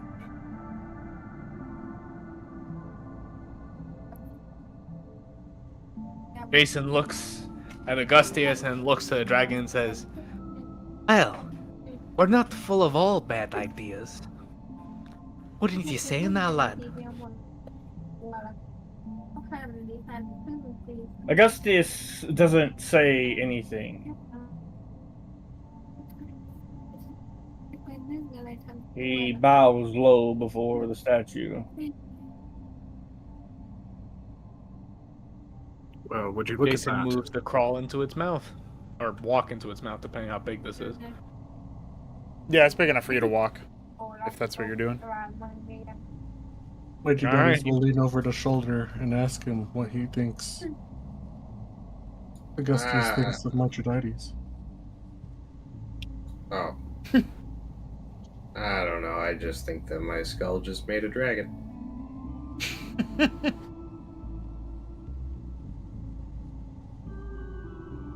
Shoulder somehow catches narcissism. No, he just catches stupid. Okay, so I assume we just walk into his mouth? That's the deal? It seems that Jason is already doing that. Well, yeah, it's a gateway, obviously. Like, Oh yeah, obvious. it's Yeah, a giant statue that materialized, that was crumbling when he was telling lies, and then when he tells the truth, it reassembles itself, and then it opens up into a path that's large enough for a man to go through. Like, obviously, this was part of the trial. The mouth closes on Jason. It's, and you just hear a giant Jason, Jason is a man who works off of myth and legend and Booze. you know, and Booze. metaphor, you know, and story. Okay, so he's going in, you know, to the fucking, you know, the Belly of the pathway of beast. truth that's He's- been opened up before us. You know, it's very He's going very- straight into the belly of the beast. Got him. Yeah, I mean, it's very almost for a druid. You know, it's very cleric-like. You know, it's just like, this is just what heaven has decided, so this is what I'll do. It makes sense. You don't like question it; you just accept it. And there doesn't seem to be an alternative. So, you know, I assume is there's true. no like path The behind the alternative was statue. the bird. Yeah. Well, I mean, yeah. This Which is the- he doesn't even know what he's doing because he's shoulder. So No, he does. He specifically Jason's asked very what. happy that we It's- don't have to it's trust the pretty bird. obvious. He knows what he's doing. Yeah, Shoulder asked the question that got you onto this point to begin with. So I don't know if you can say that he doesn't know it. yeah, that's true. You know what? Good counterpoint. He did. He did. Oh, good job, bird. Big bird. Thanks. All right. Well, Augustus will Jason follow takes Jason. his own advice and applies the suggestion that he said to Augustius to Shoulder. Augustus just What did crawls you say, in or Augustus? walks in or whatever. So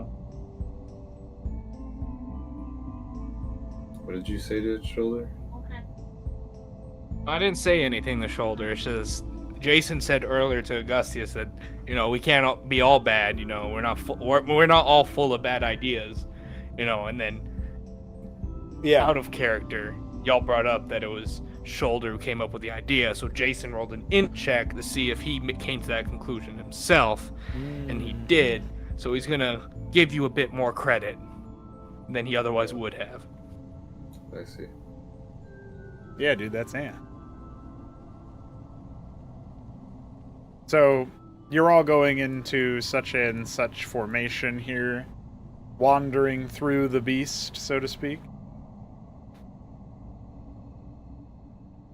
Is it Jason and then Augustius, or is Augustius leading the way? What's out of curiosity here?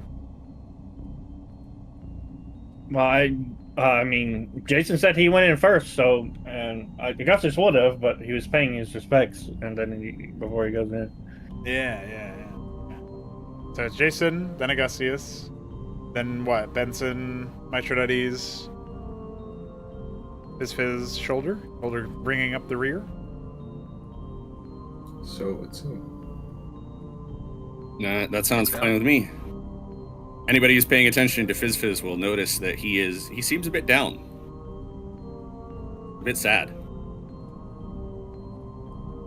It seems to be a relatively Shoulder would lengthy be walk. paying attention to his fist. Yeah, it seems to be a relatively Shoulder would. lengthy walk here, so you'll have time to have some conversation. He will message you and say, Face, why are you sad? Fizz will message back saying, I didn't know Augustius didn't like us.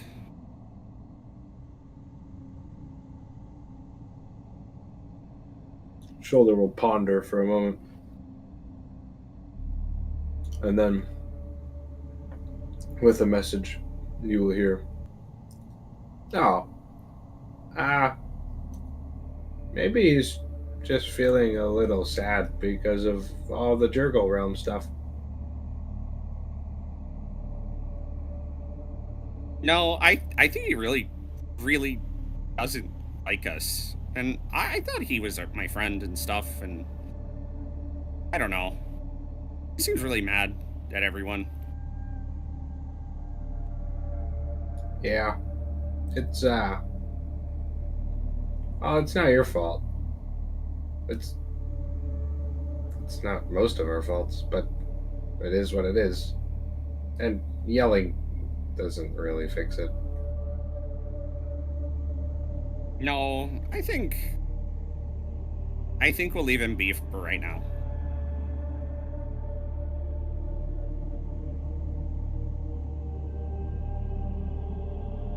Shoulder will nod and I'll message you and say, yeah, but, you know, at some point you should tell him how you feel.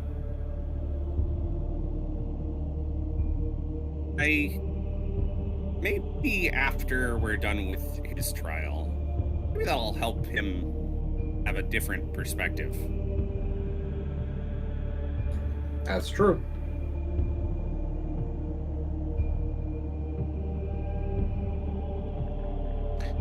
Well, it's not long before you guys have finished your silent message that something seems to resound through this hallway that has taken shape around you. It's not unlike the stone and shards of metal that had punctuated the halls that you had just been in. The expanse has widened quite a bit.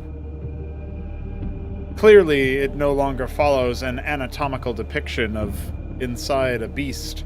Instead, you are in a much grander hall, and then, towards the end of this hall, an aperture, a way forward again, but a light that obscures whatever is beyond it. A threshold, crossing over which must be done without any sense of what might lurk beyond. Save for Augustius, who will feel those same feelings of indignation, of righteous fury, of being wronged, of being left, abandoned. Things never properly settled. Actions never properly atoned for.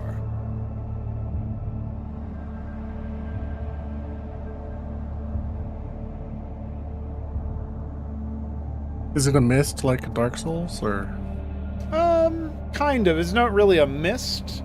It's like a oddly solid, surreal, just box of light, where in the vague shape of a doorway. Everything else about the realm seems quite grounded in the same sort of architecture that you had seen before. It is only this that is clearly distinct. An impierceable font of light.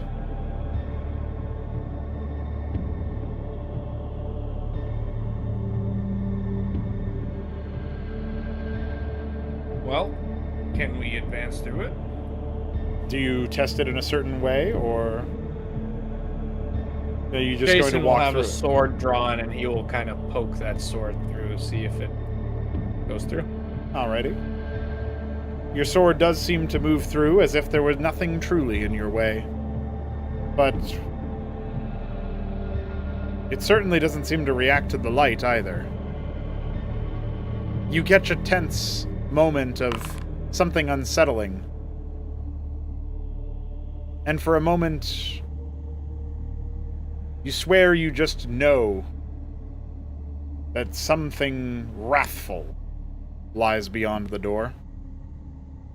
But it's unfamiliar to you. Jason, unfamiliar to me.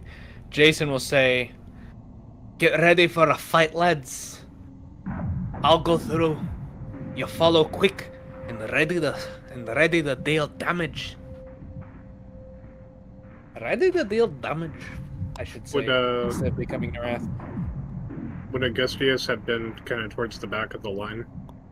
No, Gustius was right after. Yeah.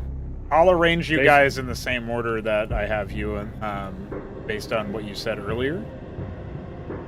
So it's like this. So Benson, you're like kind of smack in the middle with Mithridates behind you and Augustius in front of you. Okay. As we were kind of like walking up to this point, I wanted to say to Augustius, brother, sometimes when we lose ourselves, we find not that we are lost, but that we have the opportunity to discover something new which can make us whole. Perhaps you have lost yourself so often with us because your soul longs for that which you have yet to discover. Augustius doesn't look back. He says, "Benson, be quiet." And he just continues walking. The horizon is not yet open to him. Shoulder will message to the front of the line to Jason, and he will say, "I'm ready." and if anyone is All right. looking, particularly Fizz will hear as Shoulder pulls out the skull of Spencer, looks into its eyes, and listens to the tales from beyond as he prepares his bardic inspiration. I wish I could get this table where it doesn't look like AIDS in the chat, but I can't, so I'll just have to roll the dice and I'll let you know what it is.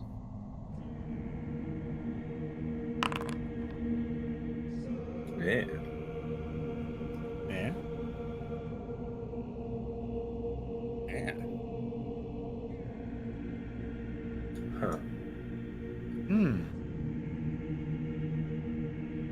You. Sure. I'll let you know what that is when whoever receives it. Okay, sounds good. Keep it in suspense. Any other prep actions from anyone before Jason barrels through this with both swords drawn?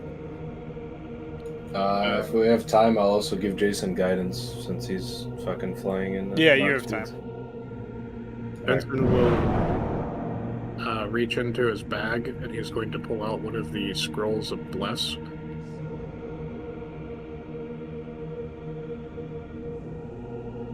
If I can find it, here it is.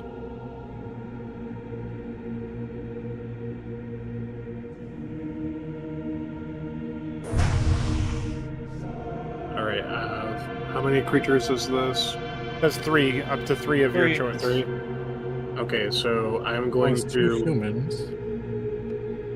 I'll bless Augustius, Jason, and Shoulder. All right, sounds good. I think you have to go through the prompt for that or whatever, but I'm not quite sure. Well, it just says roll and refund. Oh, never Yeah, mind. so we'll just have to remember that we get 1d4 whenever we do a saving throw or damage. No, I got it. Or attack roll, I mean. Not damage. You don't get damage. Just bonus to hit. And then after that, I will take out my sword and shield. Alright. I sent you the table and the. Oh yeah, I looked at your Right. character sheet for what it was, but that's good to keep Alright. it in. Yeah. Sounds good. All right. Feeling say- feeling power fall over him from Shoulder and from Benson, Jason charges through the breach with both swords drawn, a look of determination in his eyes. Does Augustius follow suit? Yep. He does. Anyone? Just anyone? steely-eyed but calm, caught like Zen mode, strangely. Okay. Benson, as you get closer to the wall of light, having seen two of your compatriots step forth already, that same sense of wrath engaged seems to wash over you for a moment. It'll continue to do so for every person who steps forth, so just let me know if you guys have any reaction to that knowledge, that emotion that washes over you that is clearly from another source before you step forth. As Benson experiences this emotion kind of flood through him, his mind is immediately filled with imagery of the beating sun on the hottest of summer days, of walking on hot sand and rocks without shoes, and all of that good Lathandar imagery. Him or Tuesday? What? For him or Tuesday? Oh, yeah. Yeah, exactly. Fizz is gonna try to climb up on Shoulder's back, since Shoulder it will sounds let him. like, yeah, things are about to get a little serious.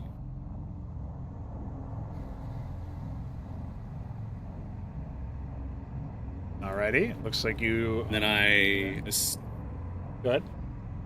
And then I assume when we get close to the light, we start to feel the wrath and anger. Fizz will, like, Shoulder will feel Fizz recoil slightly. Because, you know, it doesn't sound very fun. I'll go a step further for you, Fizz, and say that at the end of the wrath, as it dissipates, you feel a sense of extreme fear, almost paralyzing, but muted and distant enough to know that it's not coming from you. It's there for just a moment. Will probably, like, shudder as the fear flows through him for a moment, and will probably whisper to Shoulder, "Why is it so intense?"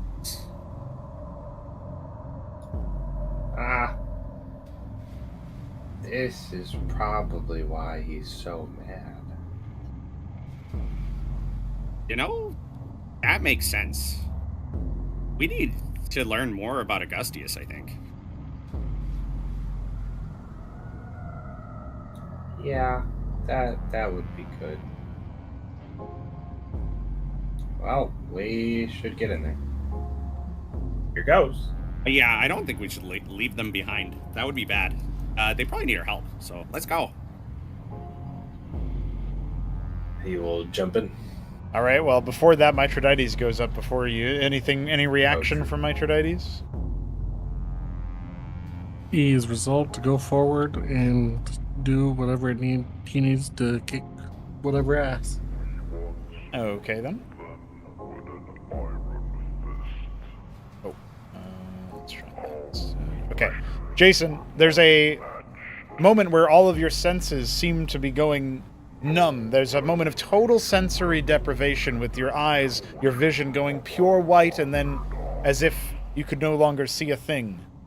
Then an explosion of sensory information. The smell of a wet, rainy day. The water soaking through the leaves, the grass, the trees, splashing upon you. The sensation of being doused, slowly but surely, by a steady downpour.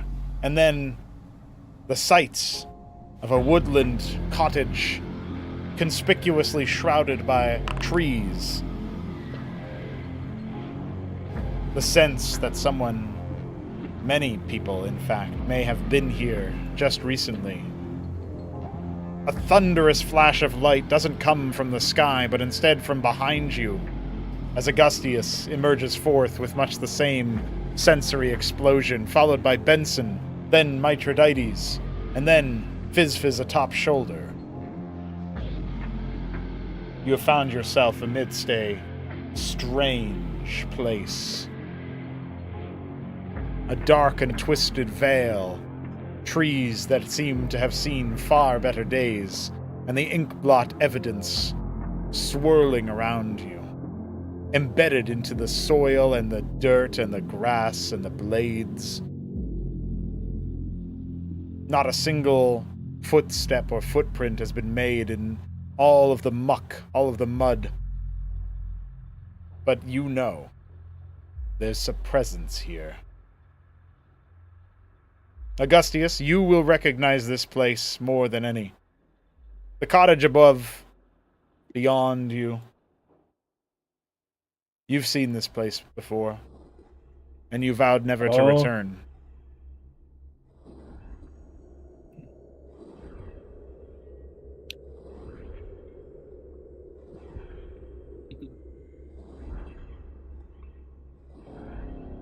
Augustus kind of looks at the cottage for several long moments.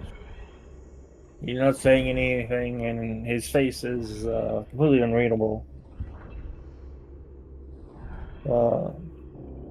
Then he just takes some determined and very grim steps forward. He knows what he has to do.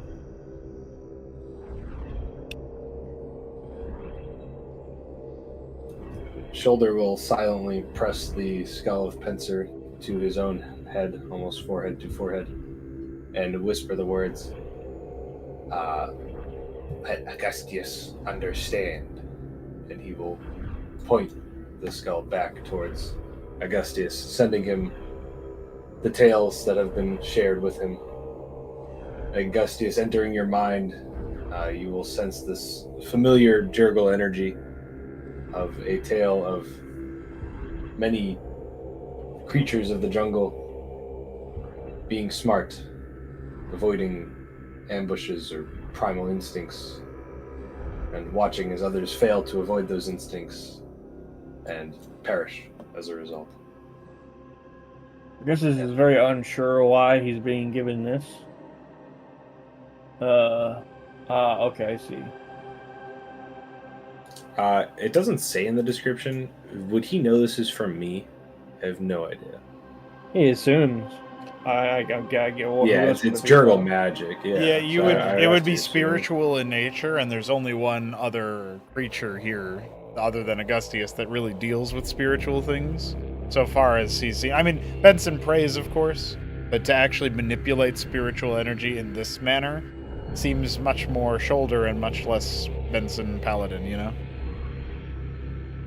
So I think even if it wasn't something that was explicitly revealed to be yours, it would probably be something worth saying as him, you know? Obvious, in my opinion.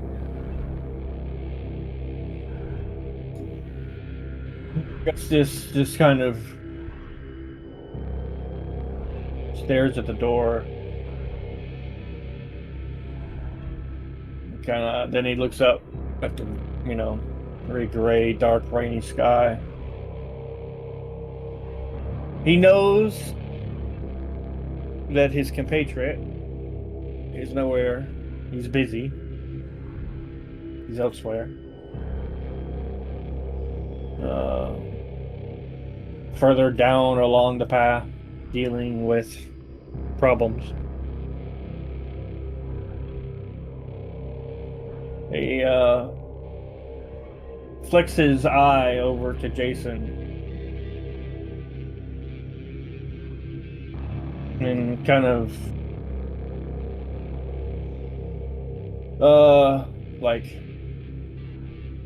chuckles. That would be a good time for a stiff drink, I feel.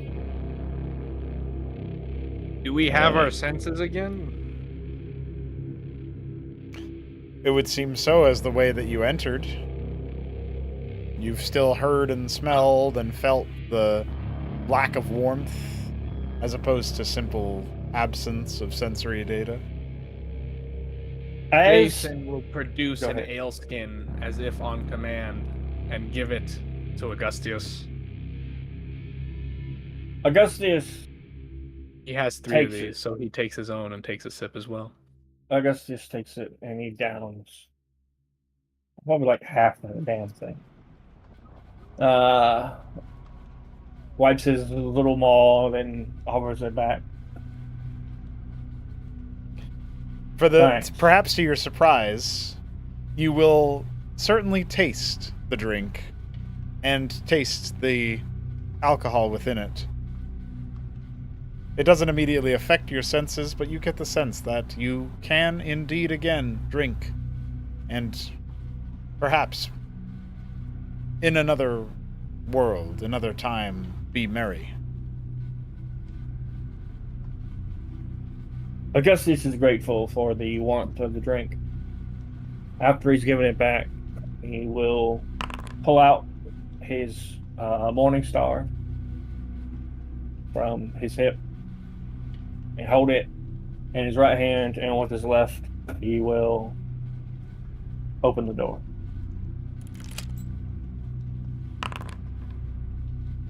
As Augustius makes ready to open the door with his Morning Star drawn, the rest of the party will be well aware, if they are looking towards him, that his weapon already seems to be dripping, not with blood, but with ink.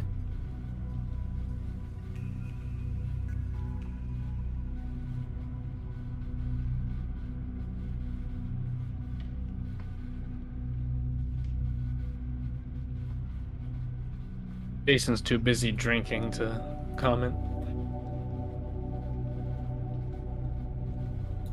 Shoulder will notice it, but will not acknowledge it, and he will instead say, I'm not the best at this stuff, and I know that. This can and will be hard, but as you seem to agree, the sooner the better.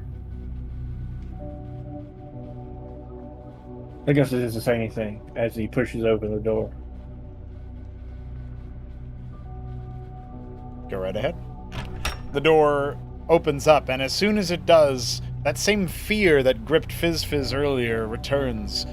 Not quite stronger now, as it was already quite strong to begin with, but certainly something that cries out, echoing through the Badlands above the Warren. For a moment, Fizz might even imagine that landscape. The shifting sands and the open rocks that never quite healed from the scars that the earth quaked into them. The circling vultures that had to be hid from in the shade during the day and could thankfully be ignored at night. And then So you all it's hear gone. Fizz gasp a little bit. And then he asks, do we really have to go in?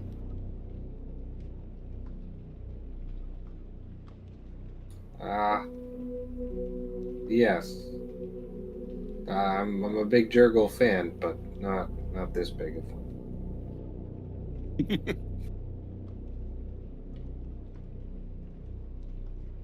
Augustus, again, quiet, takes slow, careful steps inside. He's listening for the telltale sounds that he heard back then. Augustius, as you and your party enter, cautiously, looking over the details, you'll see familiar sights as you had before, except two important forms are missing. Right there, just by that shattered chair, there were two who stood.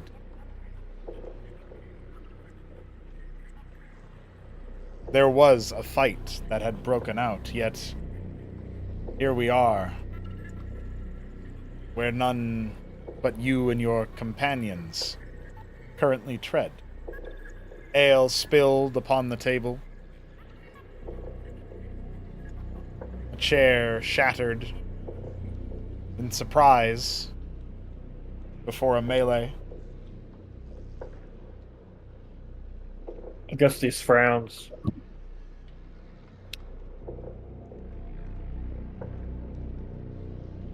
Pushes open the door. There she is, standing at the foot of the bed, her back to you, the captive of the bandit leader. She's pressed a comb to her hair. You don't remember seeing her like this. She seems oddly at peace, maybe a little bit excited, a little bit nervous, but by no means is she concerned. By no means does she seem to sense an impending dread, an impending end. Does she, hear him open the door or acknowledge his existence? If she heard it, she did not turn round.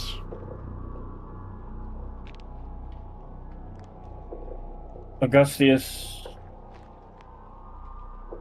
you can see, if anyone's paying attention, several emotions flick across his snout. One of them is very obviously, it's like relief for just a moment. It is, seeing her alive soothes him. But then, the truth of the matter comes back to him, and the relief gives way to anger, and then sadness, and then back to the impassive look he had before. He says nothing, and indeed closes the door. He turns to Jason and Mithridates, and he says, "Keep the door closed." Jason will say, "Who is she, lad?" In a more tender tone than I managed to pull off there. "A regret," he says.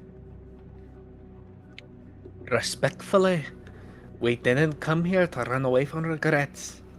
We came here to face them. No.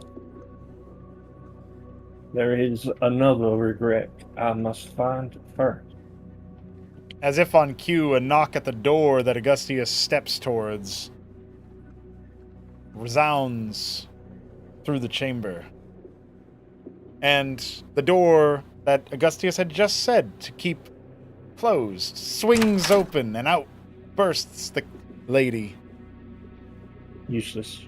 Useless party member. Not at all regarding the members that are out here in the main hall. The woman makes a bolt for the door, rushing right past Augustius. Jason tries to grab her. Your hands move straight through her as if she were a wraith, a phantom. But still, she interacts with this door as if it was a part of her own flesh and blood.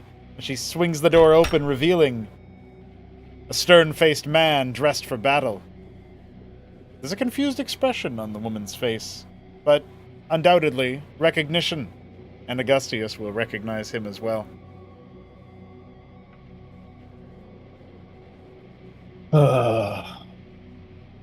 Augustius narrows his eyes. He looks directly at the man. Is the door wide enough for him to see, or does he only see the woman? No, you can see around. And he's looking to see if the man can see him.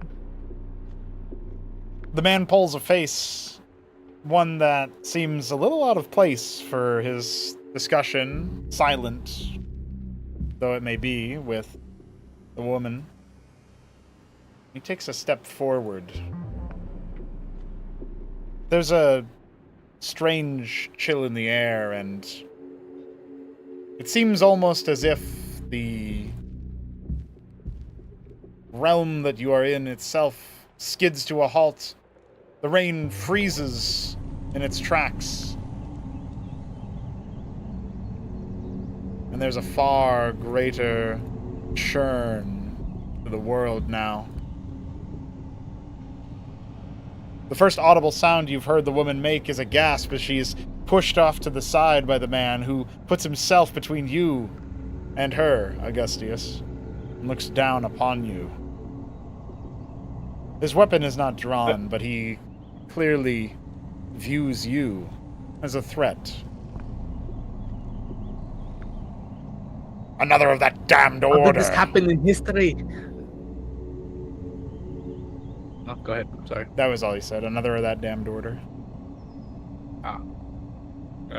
Jason will say, "Remember, lads, we need to do this how it happened in history. That's to anger the god. That means Augustius needs to take the lead." Augustius looks up at him, fierce, just as he was back then. He knows what the man is going to do, but still, he follows through, saying just as he did back then, "Lay down your weapons, brigand. Come peaceably." The man's not only dressed for war in the armor department, but he's got himself a short sword, a dagger, and a shield buckled to his backside. Clearly, this man knows his way around a weapon, too, as his hands have immediately shot to both of the weaponry that he holds. But he has not pressed them yet. Okay. Go ahead. Okay. Knowing that he's going to do this, all right, because I guess he has foresight, kind of in a way.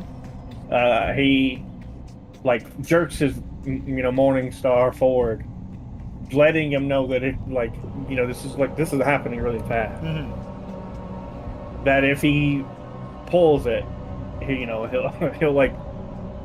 get him in the knees with the weapon. As you do this, a sound screeches forth from the man's mouth. His face twists in some strange, monstrous way. For just a moment, a flicker of something darker.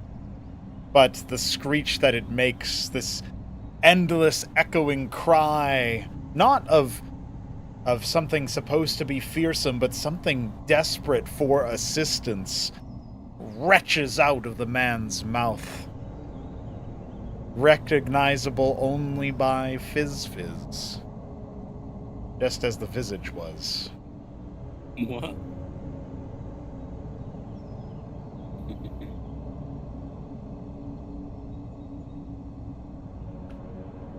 Augustus is thrown off by this.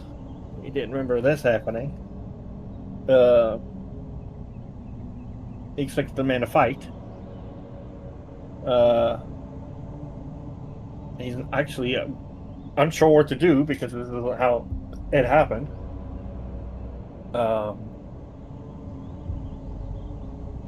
But he remembers how it has to happen, and so he grabs the guy and pulls him into the room, the home. So you're attempting to pull him into the, away from the woman and into the cottage. Yeah, and basically kind of start what happened. No sooner do you do that, the man seemingly dancing with you in this moment, does the woman take off, running as fast as she might be able to. In the process, almost looking strangely smaller than before, something almost measuring up to the height of you, Augustius, a different creature, just for a flash before turning back to the form of a human.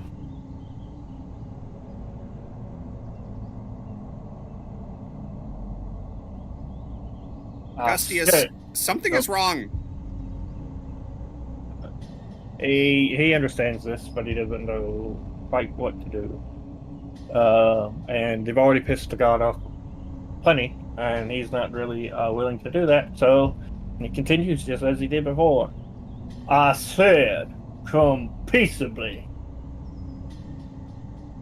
Jason says, "Are we killing this lad?" Yeah, but not. It has to happen a certain way. Things have to happen in a way. Well, that was more of a direction of what the fuck are we supposed to do? You stand there. You don't do anything. The man is sort of pulled into the cottage, off balance a little bit, and as he wrests his gauntlet back from you,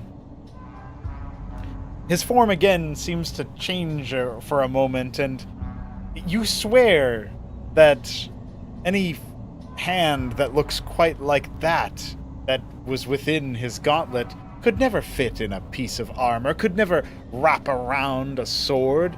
Its claws extend well beyond the proportions of a humanoid hand ever should, as if twisted, not exactly for any one purpose, but in a harrowing, cursed way, before sort of molding back into what it truly ought to have been.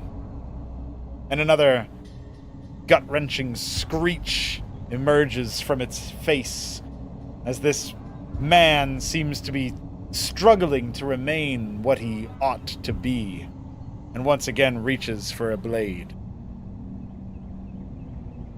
Augustus lets him. And he does produce Or one. like, yeah. All right. Just like then, the blade comes out, and Augustus, despite his small stature, he's no coward, and he attacks very, very ferociously with his bowling style.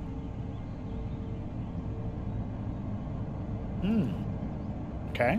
Let's see the attack roll plus damage. Wow, that was trash.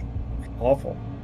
Well, you have the 1d4 from Bless, but you also... Oh, no, that's only for, like, a check of some kind. That was a you do have Inspiration, which, does seem to fit this moment if you're trying to make it happen, so...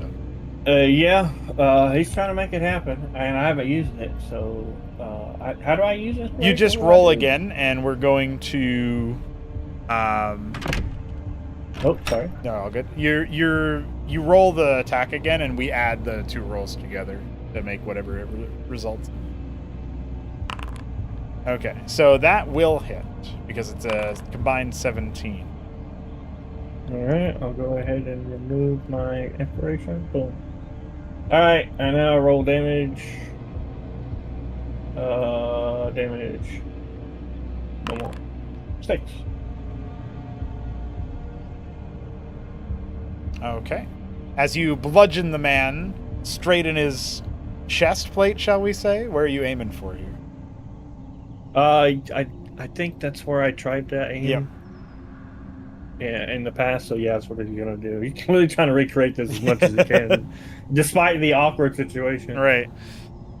You bludgeon him again, and a grunt turns into yet another scream, a cry, one far more harrowing than before. It's as if it's a cry from help that specifically calls out to Fizz Fizz. And then the door pounds to the south. This time, the cry mutes and muffled. It's the same one that the man let out just a moment ago. Fizz Fizz, help! Help, Fizz Fizz! I'm stuck, I can't get through! What in the hell's going on?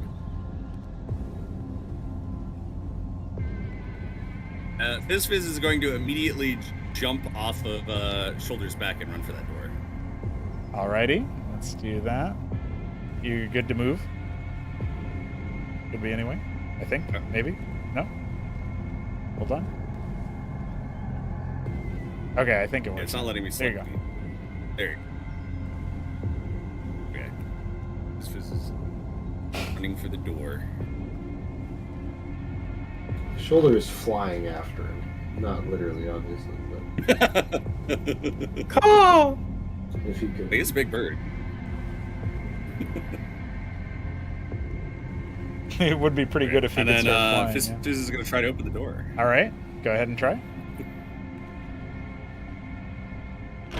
And there you see the lost kobold from yesteryear, from your days in the Warren. Straight out of your memory, plucked here and left, stuck in a strange predicament where he cannot move through.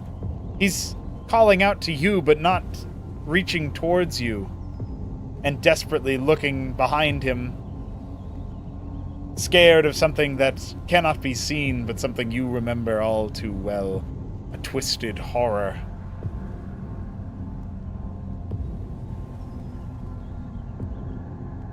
Fizz is going to immediately bolt towards him,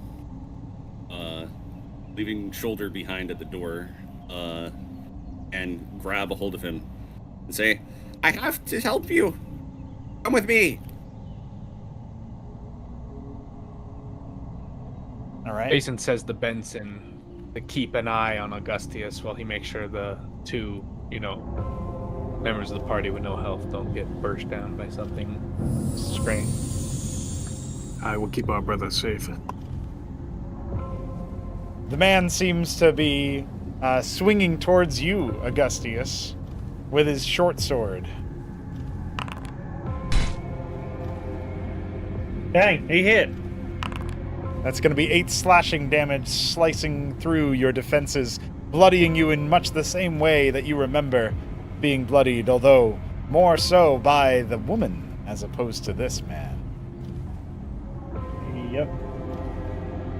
And that's how things go now. Augustus doesn't. He just takes it, man. He's just, he doesn't know what to do except this.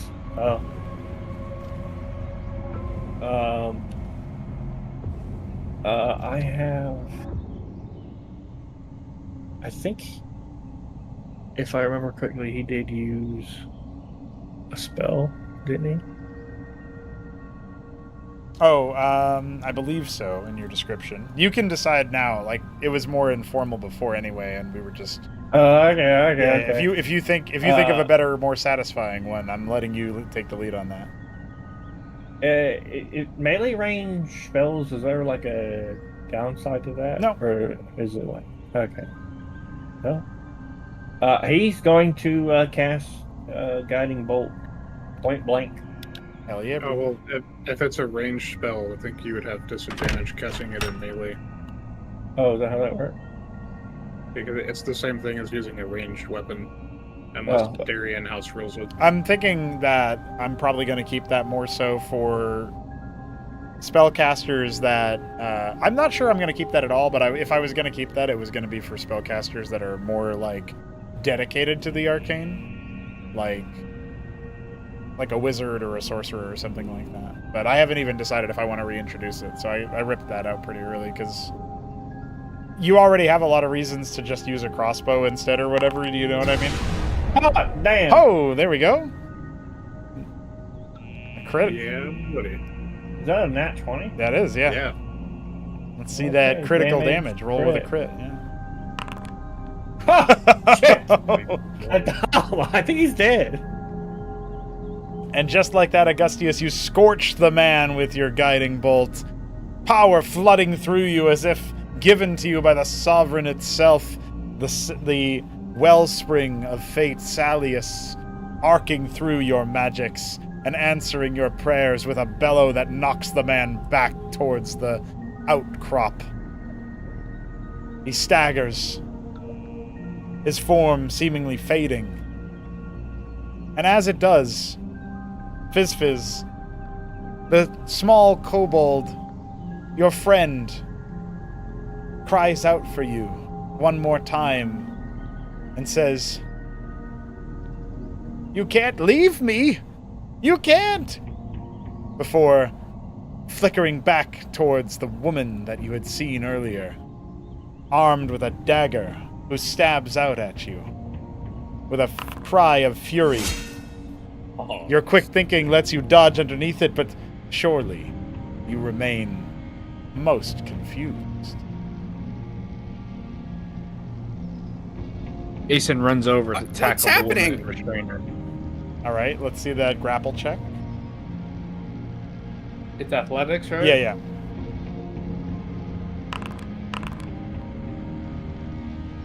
There you go. You're able to restrain her just fine, catching her by surprise. The man that had been struck down so heavily by the bandit man who had been struck down so heavily by Augustius's magic and Morningstar staggers back again. Is no longer able to keep a good hold upon his form. Whatever was twisting him into another thing seems to be taking over. His armor seems to pop off his form as if no longer being able to fit, or being cut, sharpened, and carved in a way that is most unexpected for armor of that caliber. And then before your very eyes, this thing emerges, this strange, unspeakable creature.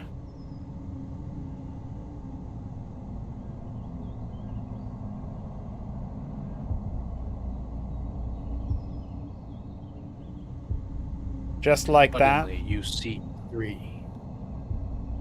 that. Just like that, the creature seems to emerge properly, bloody antlers spewing out from his forehead.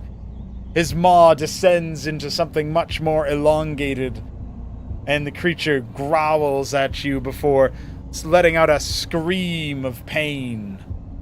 Not of its own pain, but of remembered pain.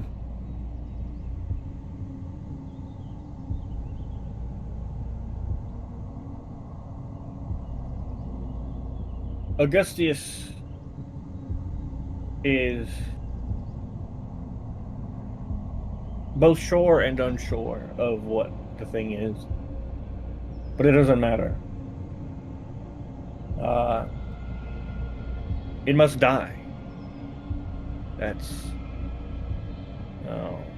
simply is the truth of the matter. Whether it's, a symbolic thing, that means it's all like the guilt or the wrath or the anger, or it's like some, maleficent entity here because of what happened with, the timelines, I guess, in a manner of speaking, being thrown off is irrelevant. He opens one of his palms and starts to conjure another guiding bolt. And he says,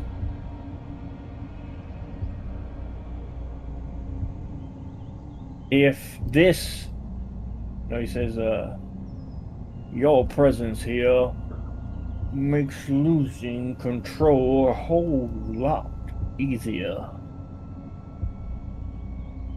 Less guilt this way,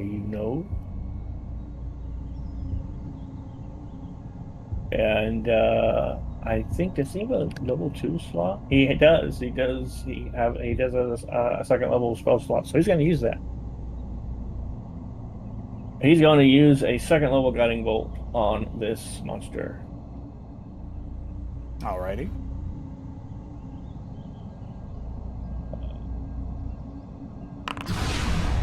Damn, good job, Augustus. Alright, let's go. Roll that damage, son. It's a damage thing. Oh, okay, I see it. I see it now. Oh, 23. The creature roars again, this time much more outraged as it's struck by this magic. It staggers back, but then forward, clearly intent on enacting vengeance for this insolence, though its form seems withered after your significant assault. It remains bloodied only by the remains of the creature it birthed. Okay. I'm thinking something kind of cool and kind of thematic.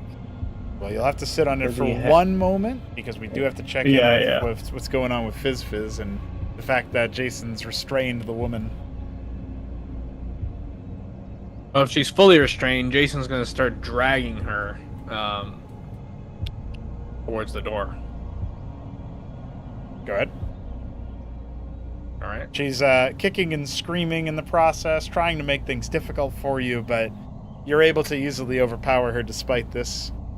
Her dagger dropped before Fizz.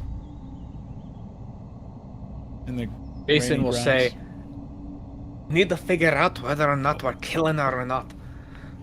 And then he'll look to, as he's doing that, he'll also say to Fizz. What will he say? "We can figure out why the hell she turned into your little dragon friend later."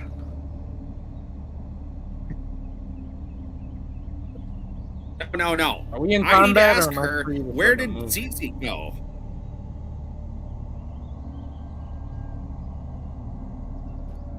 He doesn't know. She's just a damn apparition.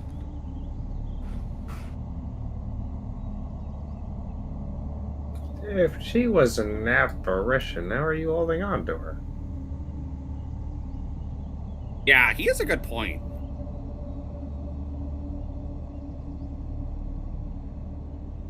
Then you better pray that she doesn't die in this dream.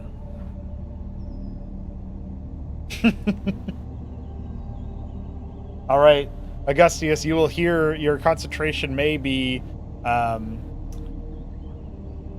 it may be disrupted at some point by the sound of the captive being pulled back in, screaming in vain as she attempts to regain control of herself. But before we ask you what you're going to do in response to that, anything Mithridates or Benson are doing with the revelations of what has occurred so far, and the sense that something may have gone slightly askew from the plan.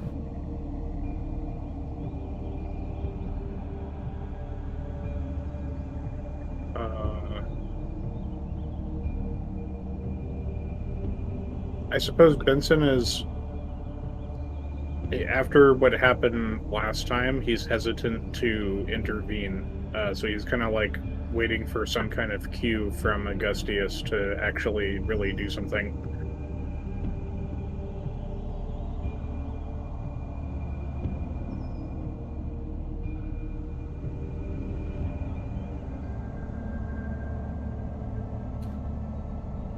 I think Mithridates will be some time since he BRP'd. So, Augustius, it's your cue if you want to react to anything that's happened or proceed with what your epic thematic idea was. Yeah, he's going to use. He knows that it's not obviously human, whatever, but he's going to do something very similar to what he did and said back then. Just kind of acted out in a slightly different way. And he's going to do this by using Draconic Cry. And he's going to Ruby Mandate, basically. Okay.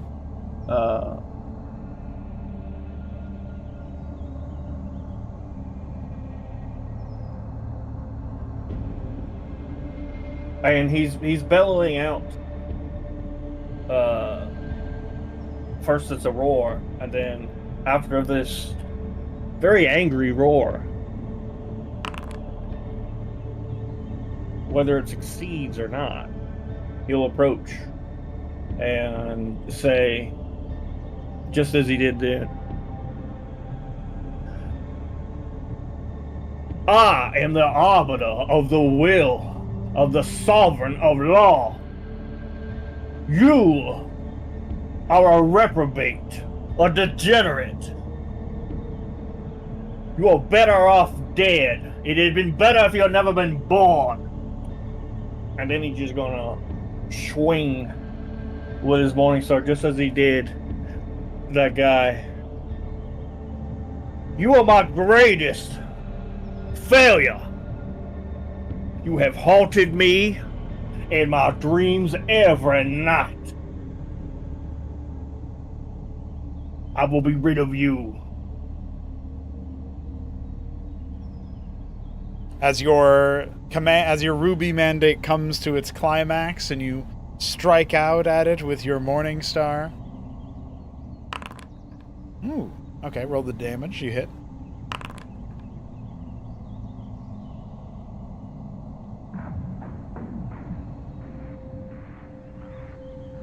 You killed her. The strange, misbegotten horror seems not quite unfazed by your assault or your words, but certainly not as responsive as you would like. As it gazes down upon you, it cries out in a hauntingly kobold-esque feeling voice. I need Fizz.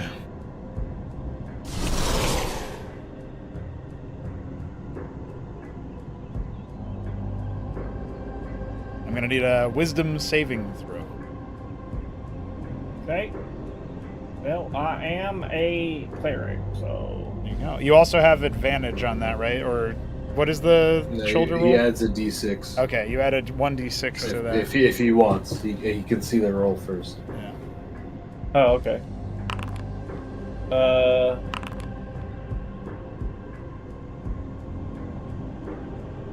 I guess... I assume I'm going to need more than a 13. When you use it once, is it consumed shoulder? I believe so, Riri.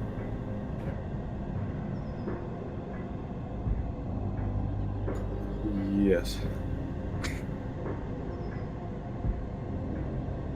So you'd use this, and it would be your only time you get to use it. Hey, well... he's directly in the way, and I don't want him affected by whatever it is, so... if he needs the extra 6, then I'll take it. If he doesn't, I won't. I don't think you get to see the result. I think you only get to see the dice. So you have to go off based whether or not you think a 13's enough. Alright, well, then I'll add the 6. I don't want him to fail. Damn. Well, you steel yourself despite the ferocious cry of this beast. Benson, on the other hand, is going to be somewhat surprisingly gripped with fear. The cry of someone seeking out his own party member, his own brother, but from such an aberrant, abhorrent creature, a monstrosity, inspiring certain feelings. Maybe, what do you think, Three Crow? Because Benson isn't the type to scare easy. Would you more so fear for Fizz's safety? Is that how we want to play this out? I like the idea of the way the fear strikes him is like the imagery of the creature's wrath on Fizz. And so I imagine, yes, it'd be like he probably is a little afraid of it because of that, but it would, by the wording of the spell, it turns his attention towards Fizz such that he cannot approach the creature. Correct, yeah. Okay. We'll apply that there for you. It says 60 seconds, which is 10 turns, but feel free to... I think there's like a roll that you can make every so often, right? Yeah, it's at the end of each of my turns, I can make another wisdom saving throw. Okay, sounds good. And with that, the Wendigo leaps directly over your head, Augustius, soaring above you with a startling display of alacrity. And as it darts through the room, it does another jump, this time through the atop the table, and roars in the direction of Jason's shoulder, the captive, and Fizz. The last time you saw this beast, Fizz, was perhaps one of your most regretful days.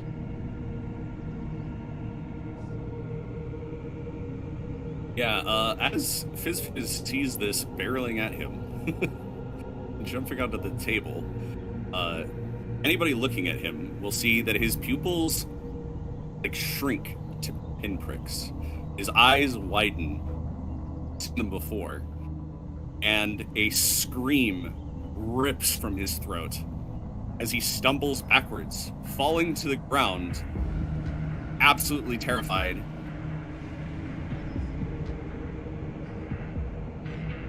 Here, this isn't my trial.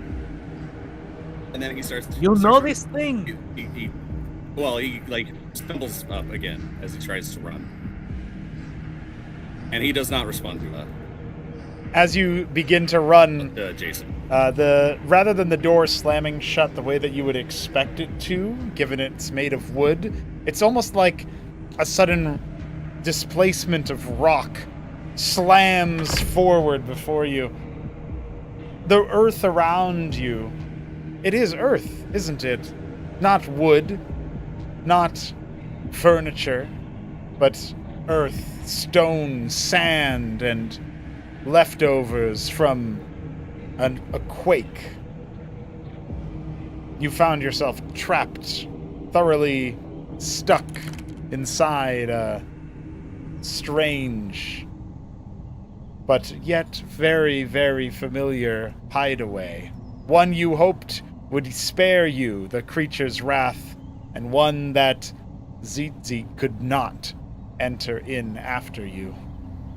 The shifting rocks partially condemning him, perhaps your own inaction doing the same. Can I get an action here? Is that alright? Yes. Also, I am running up on time for me, so if there's a moment to end this one in a moment of epic cliffhanger, I'm looking for that, but also want to make sure everybody gets their opportunity to do an action and all that thing, so... I have a question for you. Okay. Since we're in kind of a loose, quote-unquote, initiative, can we say I did my fear dash action before I jumped onto the table? Sure. Where were you dashing towards? So I have to take dash, I have to move 60 feet. Can I get next to Fizz with that? Yeah, you should be able to.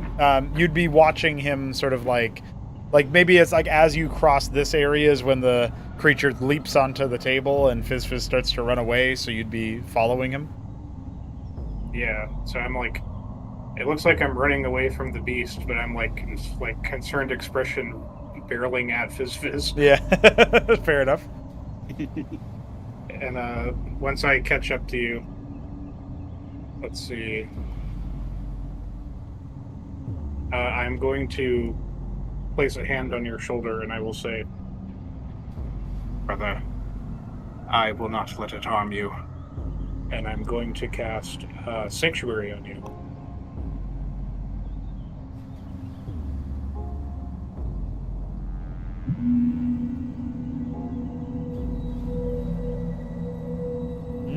Fizz is going to like shudder and like jump back when he feels Benson touch him and say, "Oh no, it's getting me!"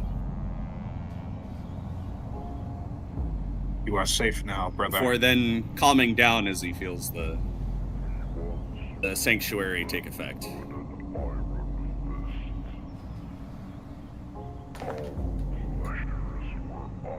I'm going to shoot you something in our thread. Okay. So I can confirm. Yep.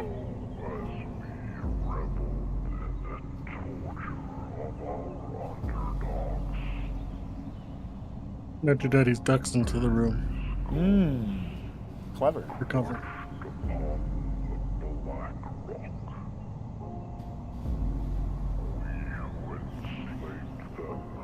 Let me take a look at your sheet real quick. It's just because I remember we changed the ruling the last time I actually ended up using this. A little bit, not. I don't think it was anything similar to what I'm describing. No, I remember. Yeah, that's within the even the rules as written version, and I don't think we took anything away from that. I think we were saying like, if you want to do it for a certain other thing, it like attenuates how long it lasts for. Oh, right? okay. Like, because yeah. it's like the default yeah. says up to 1 hour, but if you're trying to do more, it's going to drain you a lot faster. Yes, That kind of thing, okay. so. But All right, yeah, that wouldn't apply in this situation. All right, so Shoulder, hearing Fizz's scream and understanding that this is not any place he would like to be seen, he's going to do all he can, and he will run over with the skull of Pencer and almost have it brush Fizz. And if Fizz is aware enough, he will notice this before Shoulder ends up saying it out loud. But Shoulder will end up saying, "Shh, you're invisible now," as he casts invisibility onto Fizz.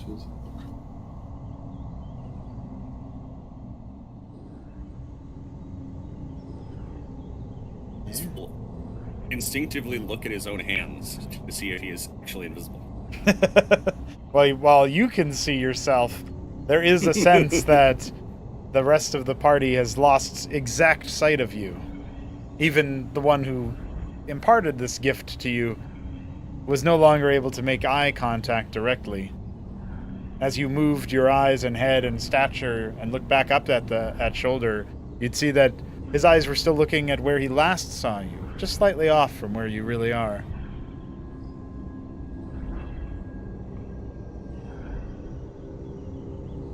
This is going to kind of shudder, begins thinking. Oh, you cut out there. You said begins thinking of. Oh, begins slinging off into the corner. Oh, okay. Gotcha. Corner.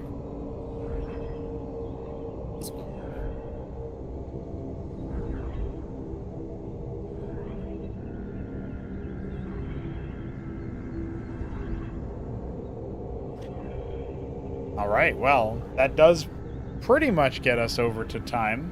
Augustius, you've seen maybe a flash of this creature move with surprising agility and make its way to the table after screaming for Fizz. No longer is it interested in you, it would seem, but for just a moment as it soared over your head, you swore you saw a flicker of the man in the visage of the beast. It seems your trial still centers around this misbegotten creature that is fixated upon your kobold compatriot, but what will you do with this information?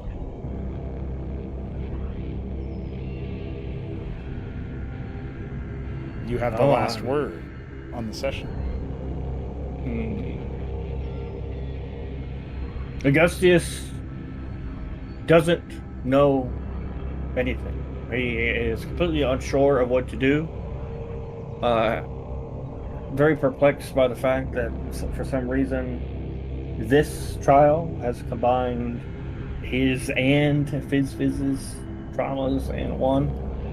But he knows that the demon, Wendigo, whatever, has to be dealt with. And so whether it wants Fizz or it wants him is relevant. It must die.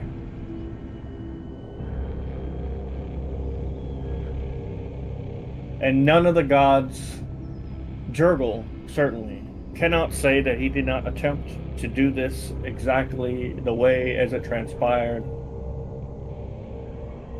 They cannot say that he did not try and endure his failure just in the same way as he did before. Fate, time, whatever seems to be screwed up.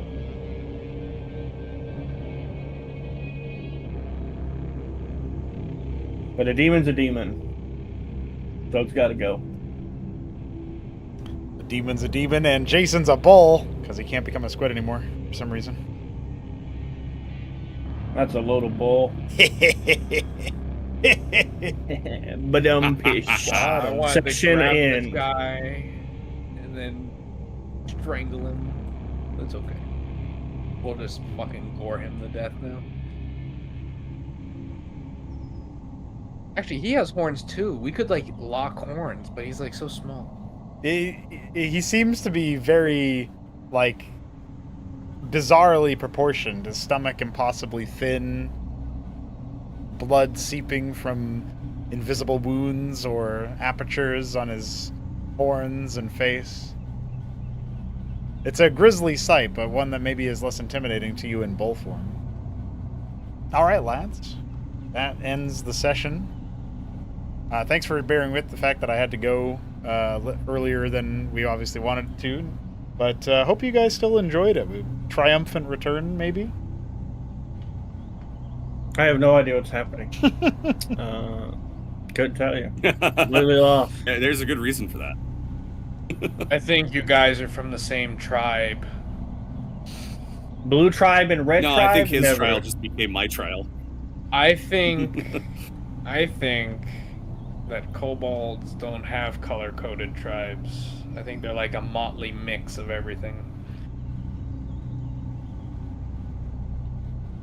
Well, It's like, I'm from a different continent, so... yeah, it'd be really hard to... It's over then. Yeah. You're dead. I liked the weaving together of the, I guess, the backstories. The downside of this is that Augustius, he doesn't get to really learn anything about Fizz. He's way too focused on what's going on in his end. Well, that can be talked about, like, after the fact around a campfire, sort of, you know? In theory. Yeah, or that's there might true, be but time. it's different than, like, witnessing. You know, it's different. Right, you right. know? Well, like, you witness Although- stuff about Jason and Mithridates in a different way, right? So. Yeah, to be fair, actually, I don't think even the people here get much about what happened. They just know there's some bandit and then a woman. They're kind of lost too, I'm sure. Yeah. Yeah, that's kind of a, Well, yeah, a it's 'cause it feeling got of, like... Interested. Right, there's this, like, there is supposed to be this sense that something is not quite right. Which isn't necessarily the most satisfying, but maybe that's some kind of artistic thing I'm doing or something. As long as you guys don't feel like it's a particularly disappointing thing. If you do, that's something we can work on after, but... No, it's fine. I just, you know, I... Depends how you Ball nail me. the landing. Yeah, it's fine.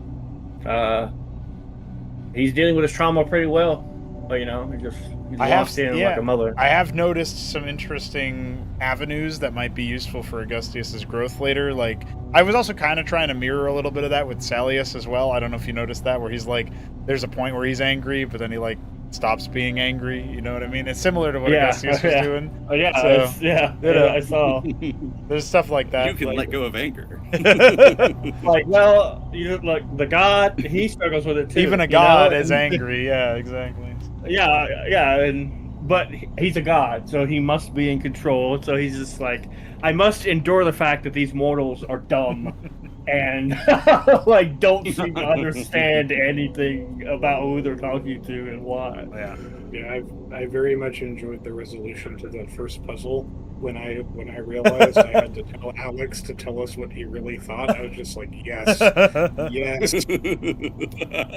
Yeah, but he was still talking about that like it was his biggest regret. So the fucking the statue was like, "I'm crumbling. This ain't right." He wasn't like lying per se, Right? Yeah. Like he was saying how he felt, but that wasn't like his spiritually like his greatest failure, the thing that he regretted failing the most.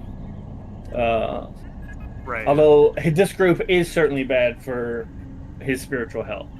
Indeed. But No, that's how you. We just That's killed also how you grow.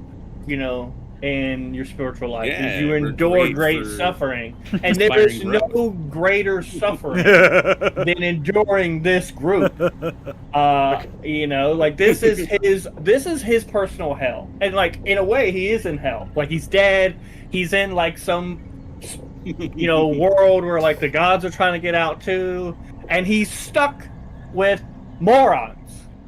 Yeah, that's just the way it goes sometimes, man. That's just the way that goes.